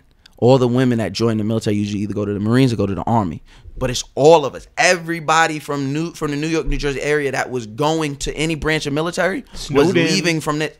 I got so much pussy. Oh, my God. So that shit was lit. Like, and it was like a liquor store somewhere near, because we were at the hotel across from Newark, from the Newark airport. So there must have been a liquor store somewhere. Somebody must have known somebody. All I know is somehow, some way, liquor showed up. Mm-hmm. Oh my God, it was lit. Wait, I want to fact check something. Mm-hmm. You said you got so much pussy that night. That night, so much. Meaning, what? There's 2 girls. You had no. There was 2 people that came with my Navy recruiter. Uh-huh. We all met up with everybody that was supposed to fly out to whatever their boot camp is going to be. Like the people in the Army, they were about to go to South Carolina or Jacksonville, one of those. People in the Marines were about to go to Cali. We were about to go to this Chicago. Is some end of the world shit. It's like literally 100 kids on. Yeah, Eric, didn't you check his 3. MySpace? You didn't see my MySpace. It was lit. But yeah, we ended up having fun that night. That was a great send off. So you go from that high, then to the next camp, which is worse than you think, or what? Yo, so much pussy. No pussy, no fucking you pussy. You were the pussy. I was the pussy. I didn't get fucked. Pause. Did they like just? It started. Kill you physically. It started immediately. Kill you mentally. Mentally, it was more mentally than physical. They got to break you down and build you up. Exactly, especially with. I don't know how I always end up in these fucking situations, but we're always the rowdy bunch. So how did that happen? I wasn't the problem at the beginning. I wasn't the problematic one. I had motherfuckers from Houston. Your name's on the gang list. That's a good point. Those commandos definitely had those. They had those lists, so they knew who everybody was before you said anything. So like, they cut all your hair off or what? Well, I did it myself because I knew they were going to violate. Yep. So my uncle the day before, gave me a skin baldy, but the shape up. Kept the shape up. I didn't have I had a light beard at the time. That's why you got all that pussy that night. No, that is a big reason because I had one of the better haircuts. Yeah. Because everybody else didn't get a haircut because they were about to go to boot camp. Mm-hmm. I was like, show up clean. You're not gonna violate me. Did you get anything like shaved in? No, they would have like the New York Knicks logo. No, then they would have like balded me. Like, they did that to some guys. Like some guys were like balded. Like you weren't about to violate my shit. So like even when we sat down in the barbershop at fuck, what's the name of it, in Chicago at Great Lakes, just run it over all you want. My shit is mad low and you not ruining my shape up, boy. Like I was lit. I was lit for a whole 2 weeks. Like I wish a shape up lasted that long now. Like a whole 2 weeks I was lit and they were mad. They were like, oh, Jones is the cutie pie. I was like, we're gonna relax. But you can't joke back on them because then you gotta do push-ups and so you definitely can't fight. No, you better not. They'll fuck you up. It's three of them. How much like a Full Metal Jacket is it? Well, that's the Marines. Yeah, We're the it's not because they tell us very early on like our jobs is more important to the military as a logistics standpoint. You know, as far as making everything go. You know, obviously we have the top special ops team in the world. Yo, translation. Dummies go to the army. Yeah, well, that's what we called them. The armies were bodies. The Marines, they work for us, and then the Air Force, they play video games all day. That's literally what it is. So anybody who's really in it would be the Marines, the Navy, and obviously the Army bodies. How often did you sing in the Navy? Very, very much. Every time we marched, and we marched everywhere. What part of the Navy were you looking to be in? So initially, when I went in, I was going to go be a barber.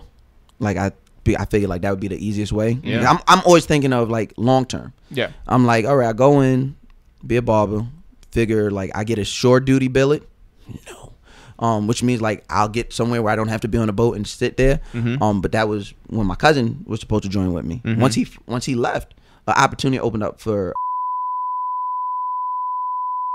and I was like, I'm doing that because it came with a signing bonus, and I was like, that's what I'm going with. So it wasn't going to be like mechanics. It wasn't going to be like... No, mechanics didn't interest me. It was either going to be a gunner's mate or what I ended up being. Somewhere I could either play with guns or like. So that's what I went with. Okay. So what is your training for that like? So number one, you go to boot camp. You got to do your 8 weeks at boot camp first. Almost didn't make it out of there because the swimming fucked me up. It's much like math. They say everybody floats. That's a lie. It is essential though for the Navy. It's very, because you might fall off a boat. Yeah. Yep. Here goes the thing. Mouse can't float. No one. Mouse cannot float. Tried it. But he's a cutie pie. Shout out to FC1. So what happened with that? So like I said, so we show up to boot camp the first day. They come yelling at us on the bus. Like the bus ride is so lulls you to sleep. Because the bus ride from the airport to actual Great Lakes, motherfuckers still on their phone. Like it's like that scene. It's like that scene in Captain America where like the kids are in school and there's a video of Captain America telling you everything that's about to happen. It was like that. So, you know, we got these army guys and they're yelling and we're like, we're not paying no mind to this fucking video. I'm trying to talk to the bitch over there because it's not too many. Right. Yeah. So we're like, 8 weeks, no pussy. See what I can get on this bus. Let's see what I can get on this bus. Not happening. Nobody's with the shits. No one's with the shits. They embarrassed us at the O'Hare International, like because we're in regular clothes. So I'm like kind of jiggy. Like I got my Aqua 8s on, the inverse though, the white and teal joints. Got those joints on. I got this. The ones you're not gonna be able to wear for 8 weeks. Exactly. Yeah. So I got those on. I got this nice pair of true religion jeans on, and I got this Marvel shirt. Like because in 2007 everybody went to the same stores to get these colorful Marvel shirts. I was fly. What with the shape up? I was litty. They come in, they're yelling at us in front of like passengers, people that's going to their planes. They're yelling at us, and we're like, "Oh, in-flight entertainment." Yeah. So I'm like, "All right, bro. Like, what we do? Sit down, stand up, roll your pants up." I'm like, "Whoa! First of all, these are trues, my nigga. I'm not rolling these up. Like, nah, it's not happening." Oh, and this is before like they were like tapered and stuff. Like this is like they're hanging over in a very specific way I wanted them. Right. Yeah. Nah, they didn't care about that. Rolled them shits up. They like, and then like for those of us who were like, we're not rolling them up. They came over because it's like 5 of them, and they're rolling our pants. And I'm like, son, if a nigga touch me again, I'm bucking. Violation. But I look to my left, and I see one kid getting hemmed up already. So I'm like, all right, fuck it, son. There's 2 of them niggas. I'm good. Oh, like, literally hemmed up. Like literally getting hemmed up. Yo, they must have been loving it. They must have been like, this is the funniest thing ever. It happens every time. But like, I would get such a kick out of it. Like the people that frequent the O'Hare Airport, they're used to it because they see it every once a month. So we get to boot camp. You know, where we get weighed and we get tagged and bagged and all that shit get put in our compartment. You're a number. Yeah, literally. Statistic. Literally. I've always been a statistic. Thanks, mom and dad. And so we get in there and that shit is nothing. I'm not on Long Island. I'm not in New York. I don't know where. It's literally like you're in a bubble. Like I don't know where the fuck I'm at, and I don't know these people. And obviously my ass is trying to get money. So, you know, they gave us those big razors. And so the first night I'm offering shape ups. I'm like, yo, who want a shape up? So the next morning when everybody comes in, like 3 guys that came to me for a shape up. So when they come in, they're like, who did this shit to your fucking head? Oh, these snitch ass niggas. Oh, Jones did it. So now Jones did the shit, right? So they like, oh, pretty boy. I said, here we go. They said, come in, New York. I said, here we fucking go. It was only me and one other guy from, shout out to Bonilla, Angel Bonilla. He ended up being an engineer. I think he's like a E6 right now. He stayed with it. He's from. You get nicknames like a VH1 like reality show. Bonilla was they called him No Mouth because he wouldn't talk. Like Bonilla was just mad quiet, but we were the only 2 people from New York. Damn. So I was Pretty Boy. He was No Mouth, and like we literally our bunks were right next to each other and all that shit. So he calls me over, and now I'm in front of everybody. And he's like, we should bust your ass now. Because I'm thinking violence. I'm like, oh my God. So now I'm start clenching my hands. But they have this thing where it's like you have to have this 1,000-yard stare. It's literally them breaking you down mentally. So now they're yelling at you. You want to react, but you got to keep looking forward. And you like can't say sorry because you'd be like, sorry, petty officer. And they'd be like, because everything has to end with petty officer. So sorry, petty officer. Oh, so I'm a sorry, petty officer. My dumb ass later on would say yes. But in that moment, I'm scared shitless. So I'm like, I got my hands clenched and they're like, unball your fist. So I unball my fist. But they tell me stand at attention. Part of standing at attention, your hands got to be clean. So I'm like, so I'm sitting here and I'm trying not to cry in front of these motherfuckers. And I'm like, so they're like, what happened, Jones? I said, these motherfuckers snitch. They said, who snitched, Jones? I said, obviously the people that told you that I gave them shape-ups last night. They said, you know what, Jones? Assume the position. So I'm like, assume the position? I only know one assume the position. So I go to the nearest wall and assume the position to be patted down. They burst out laughing. The entire compartment burst out laughing. I'm like, what the fuck so funny? Because mind you, everybody else went to ROTC. They all got this training before they came. Not Mouse. Mouse signed up and I showed up the very next I showed up 3 months later to go. I didn't go to any of the debt meetings and any of that. So assume the position would have told me to do a push-up. Nah, I didn't know that. Up on the wall. Up on the wall. So they bust out laughing. I didn't even get my ass whipped that day. It would come later on. But yeah, that was not so fun. That was a nerve-wracking 8 weeks because I couldn't swim. Was there any part of you that was like, you know what, this is actually going to make me into like a stronger person? All of it. All of it. You were ready to accept it. Yeah, it sounds weird, like the stances I take politically now and whatnot, but like I believe like being in the military helped shape, you know, a lot of the way my career is run now, a lot of the way I am now. And at that time I needed it. I would have died. Those eight weeks spent in Chicago would have been way better than the 8 weeks I spent on Long Island trying to get myself killed. So I needed that. It saved my life. The scariest thing about boot camp, to be honest, was that, like I said, I couldn't swim. And so like the whole thing, me even graduating, was a finesse. So like everybody went in, we all went into the pool together, and then we seen who couldn't swim. Then those people went into something called extra help, like much like school, which you mean you kept us in the kiddie pool till we learn how to backstroke and all that shit. I never learned how to backstroke. What it was is it started getting closer to that graduation date, and I had all my stamps on my card except for the swimmer. And I said, yo, my mom, I get on the phone with my mom, and she like, yeah, we just saved all our money. We about to, drive out because they're going to travel all the way from Long Island to graduation. To come to graduation. That's Chicago. That's 2-3 days. That's 2-3 day trip.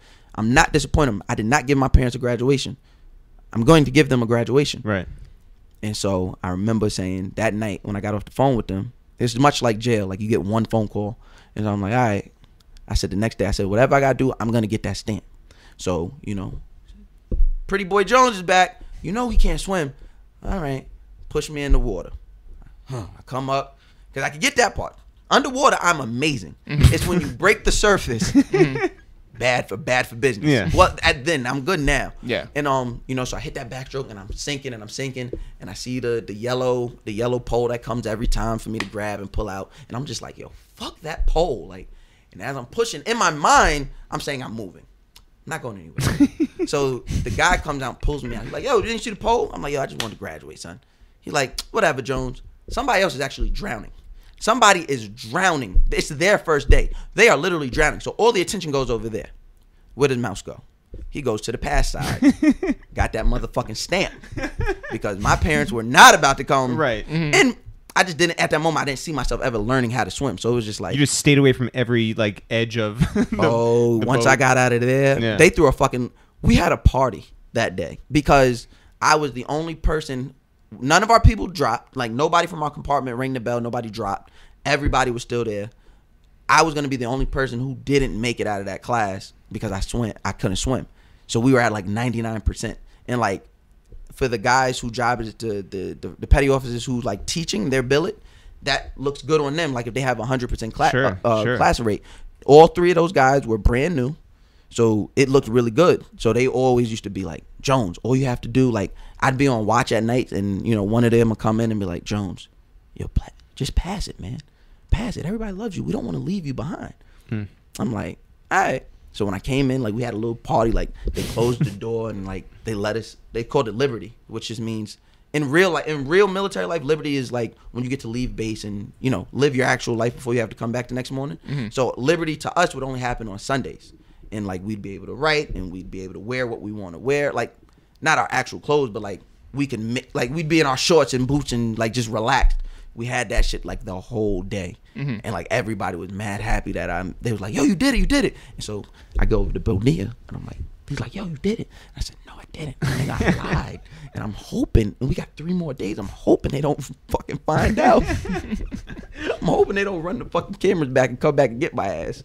But yeah, graduated. So you're a smart ass, right? You're a loudmouth. But when do you realize that you're funny? Oh, that's high school. That's that lunchroom. That lunchroom taught me everything. I don't have no proper training. Lunchroom and staying up late to watch Def Comedy Jam. That's it. In the barbershop. Cannot take away how integral the barbershop is to Mouse Jones as a personality, as a talent. The barbershop had, like, I was a 6-year-old, 7-year-old kid having to withstand the jokes of grown-ass men and at a point having to fire back. I had to have these conversations about hip-hop, about the culture, and be respected at 10, 11 years old. Because if not, Sweeper Boys, I was the worst sweet boy because I was the youngest and I didn't drink. So, like, I couldn't even go get them liquor. So, like, it was only because my uncle was the owner of the shop that I stayed as long as I did. So, the barbershop mixed with the lunchroom, mixed with Def Comedy Jam, that's where it all, came from. What is the hottest take that you had as a Sweeper Boy? In terms of hottest take I ever had, Sweet Boy, LL Cool J's overrated. All LL Cool J do is roll up his pants and lick his lips. I said that in 1998. And you stand by it. And I stand by that. I stand by that shit. LL Cool J is overrated. No, actually, I don't stand by that. Well, I listened back to LL Cool J's discography when I was about like 22 and was like, oh shit. I was so wrong. No, but that being said, everything after 1998, kind of whack. No. What? We Can Love You Better. Oh, ugh. Like, ugh. Oh my lord! No, my lord! Record. You are wilding. Oh no, I'm thinking of Paradise. Yeah, Paradise is. First of all, you have a problem with Paradise? Who are you? Paradise is not a good song. It's not a bad song. It's not a good song. Yo, shout out to Seven Aurelius. Yo, shout out to Seven. It's true. We were talking about Murder Inc. before, so Seven Aurelius. Yeah. Headsprung's a bad song, Corey. No, yeah. I'm not doing that. Headsprung's a bad song. Terrible. But it came on in the club and I was like, ooh. We were at Summer Jam. Summer Jam. Headsprung got the win. We were like, Headsprung got the win. It was weird. It was weird, but I was like, Tim did that? But when they call me Big Ellie. That was a bad song. It wasn't good, son. You were out on the ocean. You're out. No. So I was only on a boat like a short amount of time. So I was like on ground. How'd you get there? By plane? Plane. Plane. So I was on a boat. So everything that we know about the Navy is all wrong. No, that's not true. That's not true. Like, and anytime I would be on a boat. So like the scariest time is when I'm on this this little destroyer. And the destroyers are like, whenever a Navy fleet goes out, there's four destroyers, an aircraft carrier, because that's what you're protecting. Are you giving away state secrets right now? Like, no, I think you're just talking about Battleship. You could literally just go on the back of Battleship and they'll tell you this. And there's usually like a sub somewhere in the sector, which takes up 3 spaces. 3, yeah. And so B5. So there's one time we're crossing. There's this thing called the Straits. And it's literally this one piece of water, and you're on like 2 converging pieces of land on either side, and they hate us. The people on this land on both sides hate Americans. We have to go down to singular engine motion. So there's, instead of 2 propellers going, there's 1, because if there's 2, we're never gonna get through that strait, because you're gonna start fucking the ground up. So we're going through this. They cut off. You have to cut off all the water on the ship, and this is like a day transit. So this is like 24 hours. You gotta do this. You still gotta eat, watch, all that shit. Which means we gotta go outside on the guns and sit there and watch for this shit. It's the most nerve-wracking thing I've ever been a part of. If so, you're looking for anyone who's gonna shoot at you. These people are literally touching the boat as it's passing through. That's how close they are. This is 2 years after the Yemen attack. So this shows you where we're at. Yeah, this shows you where we're at in that wartime. The problems with Iran are just beginning. So like this is no shit. So I'm on the boat and I'm like, I'm gripped up. I'm like, listen, you're ready. It ain't gonna be me. Right. It ain't gonna be me. You are back in Long Island. Yeah, what's up? What's up? Y'all stop touching the fucking boat. And my mom like, yo, stop touching the fucking boat. But we're yelling. It's a very weird, scary day. That was probably the scariest thing I ever did. Okay, so there's one other thing, but I'll tell y'all off. But just to get to this point, you've gone from like being again that guy on his own who you'll be at ease by yourself. To now you gotta watch someone else's back and trust that they'll watch your back. Absolutely. You're all in though. I'm all in. At this time, at this time I'm a Republican. Yeah. At this time I'm a Republican. Yeah. Obama is in Obama is not. So Obama. So I still voted for Obama. Let's not get it twisted. Voted for Obama. Used my absentee ballot. Absentee ballot. Right. And the mission we were on was the first thing that came across Obama's desk as a president. Wow. So that's pretty dope. So wait, so Bush is in the White House when you first joined, and Bush you supported the Bush White House.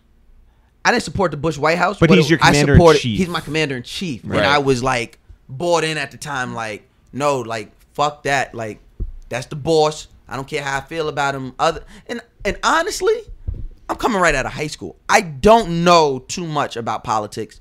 And I think I did a shout out to Mr. Ferris. He had us do this fucking it's economics. He had us do this fucking project and to find out where we would fall. And I did fall on the Republican side because I'm a black kid who grew up in a Christian household. So if we're just going off values, I fall Republican. Right. So wait, by the way, it's funny. It's like, you have a very different background than me in terms of your how you grew up and all that stuff.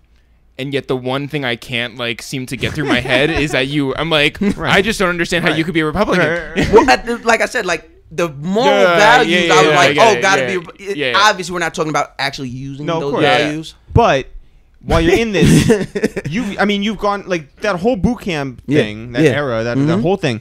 Now you're standing up straight. Yeah. Oh yeah. My parents didn't recognize me. My mom cried. My dad hugged me. Like they didn't recognize me. Your shit's tucked in. Shit's tucked in. Oh, obviously I'm a motherfucker who takes pride in their appearance. Yeah. So when it came to my uniform, those creases, They used to say Iron Game on lock. I used to do it for other people. That's how I used to make money in boot camp. Yeah, Like when it was inspection. You made a lot of money at boot camp. Boot camp. I left boot camp with probably like $500, $600. $600. Like, Yo, fuck Pathmark. Yo, because you gotta remember, we were getting paid in boot camp. We didn't know that. We didn't know we were getting paid in boot camp. Shout out to Navy Federal for like not letting us know. And we also didn't have any money to spend. And we also got something called a PDX card. So anything we would need, like deodorant or anything, we would use on the PDX card, and we would just go to the next or the NEX or the commissary, and we would buy it from there, and then come right back. So we had so much money. Yo, but now NJ gets you with that PDX card. Shout out to NJ with the IndieX card. But so like when it came, and then I've always loved ironing. Like with my baby mother, living with her, like I've always, like when I was with my baby mother and my kids, like I to this day I still do all the shopping for my kids, like, and they're girls. Like I take pride in that. Like, what do I want y'all to look like? All right, this is what I want y'all to look like this season. This was cotton clothes I'm gonna buy you. So I'm saying, did that with my baby mother. Oh my God, you're Kanye. Yeah, you're Kanye, and you're Republican. I know.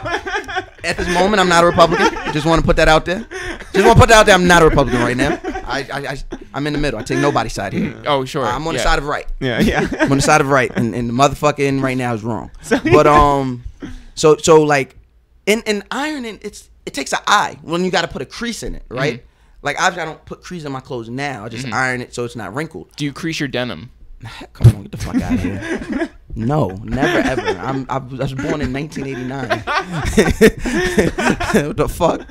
But if you lived on the West Coast. Oh yeah, if I was born in 1989 on the West Coast, it'd be a creased up. Yo, I remember a kid moving from LA in the whole era of us wearing Dickies, and they were like, "Yo, you don't crease your Dickies?" We're like, "No, what the fuck is wrong with you? You fucking weirdo." But you would have to, in your dress blue top, you gotta have your 3 creases, 2 creases in the back. They gotta be 6 inches away from each other. Like, my shits were on fire. Your hat? Yo, the hat, my Dixie cup was always so white. Like, they want to know how. I told them, I didn't even tell these niggas. I'm telling them now. Toothpaste used to get that shit so white. Because the Dixie cup would be so white, like just being outside, it's like being on your head, you're gonna sweat, it's going to come through. Toothpaste, like brush it like you're brushing your fucking teeth. Was it so white that it was a culture vulture? It was almost whiter than y'all. But yeah, like real one, Mouse. Hey, hold it down. But yeah, it was white enough it could have been your third roommate. That was that way. Shouts to Dan. So you go out there and I mean live a life. Just live a fucking life. But culture shock. Oh yeah, because number one, I'm stationed out of Little Creek, and that's in Virginia. So I'm living in Virginia now. They're paying for me to live in like this nice ass spot. It's called the Alexander on Granby Street. It's like one of these nice ass New York condos, just smack dab in the middle of Virginia. Beautiful, and it's in this cultural area that was very reminiscent of home, because Virginia, much like Long Island, it's a neighborhood. It has houses and trees and shit, so it looks familiar. But there's this aspect of black poverty that's there, and I immediately get drawn to the barbershop. So shout out to everybody in Virginia, Norfolk, Virginia.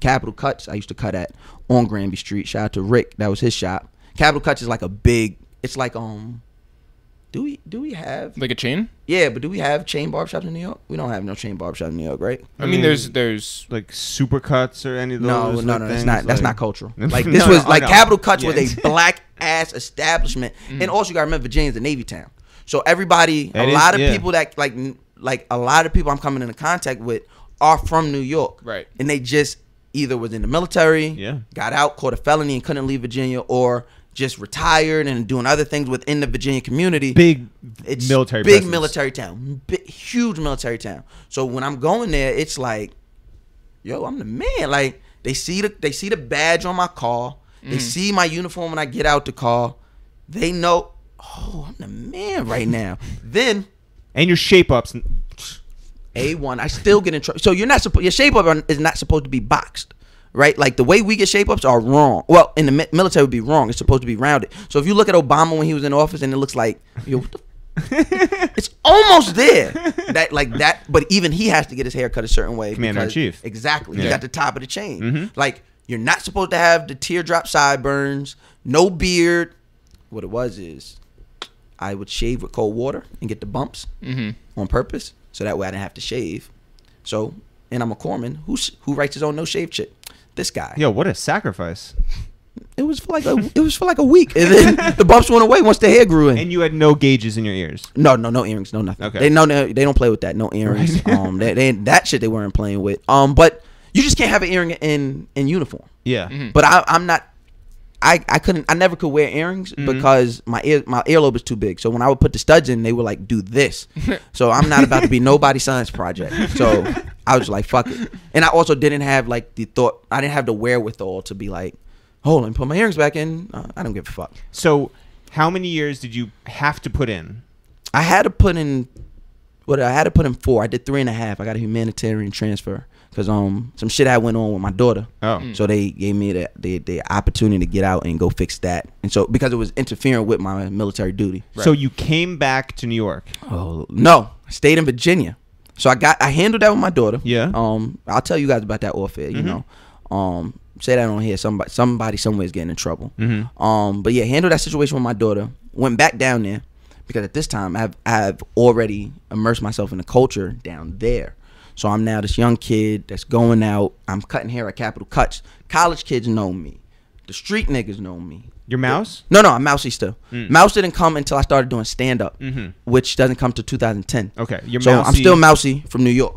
So mousy with the cuts. Yeah, so and I had my name at my I had my name above my station. So everybody fuck with me in a bit, you know. Yeah. I've always been a huge believer of women are the best fan base. Like, so I always made sure I had a strong woman fan base in whatever it was doing. So like I would do like eyebrows. So like before like, you know, drawing your eyebrows became a thing, the girls would come to me, I shaped the eyebrows up. I would go flirt with women with kids in the mall. Shout out to MacArthur Center Mall in Norfolk. I would go to like upstairs where the kids section would, and I would flirt with every mother. And so they would bring their kids to me to get a shape up. So even if I'm not that good yet, it's a kid. And you like me. Like I was zeking a lot of kids' hairlines for like a good 3 months before I got nice with my shit. Yeah. And it was strictly on the part of the women like me. Yeah. Then once I got those college kids, customers, that was a whole different. Going to ODU, Norfolk State, Hampton, Tidewater Community College, which is their community college. Yeah. It's their BMCC. They would fuck with me. Then, like I said, like Capital Cuts, where I'm at on Granby, is smack dab in the middle of a neighborhood called Park Place. So all the drug dealers, all the street niggas, they come. So when I talked about it on Brilliant Idiots, that's my connection. That's the connection I make with Pusha T's people, not Pusha T. That's the connection I make with his people. Tony and them who got locked up that he raps about. Yeah. That's my connection to them because they would come to Capital Cuts. They would always fucking be like, "Oh, you from New York? Oh, you know, it's New York, da da da." I'm like, "Oh, where? I know where that's at, and I know where that's at." So when you go to New York, I got you. So that's where that, you know, that whole Huntersville family would come get his hair cut there. Like I'm talking like I'm in the culture. If you ask anybody from Virginia, if you went to Norfolk State, if you went to ODU, if you went to Tidewater College, you ask any of them about Mousy from New York, they know exactly who I am. Like even as Get the Hit Ups I did once Brilliant Idiots came out, and people were like, I seen yo, that's so good to see you. Like, I wonder if any of those kids who you fucked up their hairlines, they were like, oh, you? They're Nimrods now, so it doesn't matter. They grew up to do bad. They grew up to do bad things because I fucked their shit. But after a while, I was getting their shit right, and I was putting the little designs in their shit. So you know, did you ever The think that you would stay down there crescents. forever? No, I thought I was gonna die down there. You did, because Again? I was so down there. So down there, I had got into selling guns. So I'm moving guns down there. Not from behind the counter. Not from behind the counter. No. Where are you getting guns? We're in Virginia.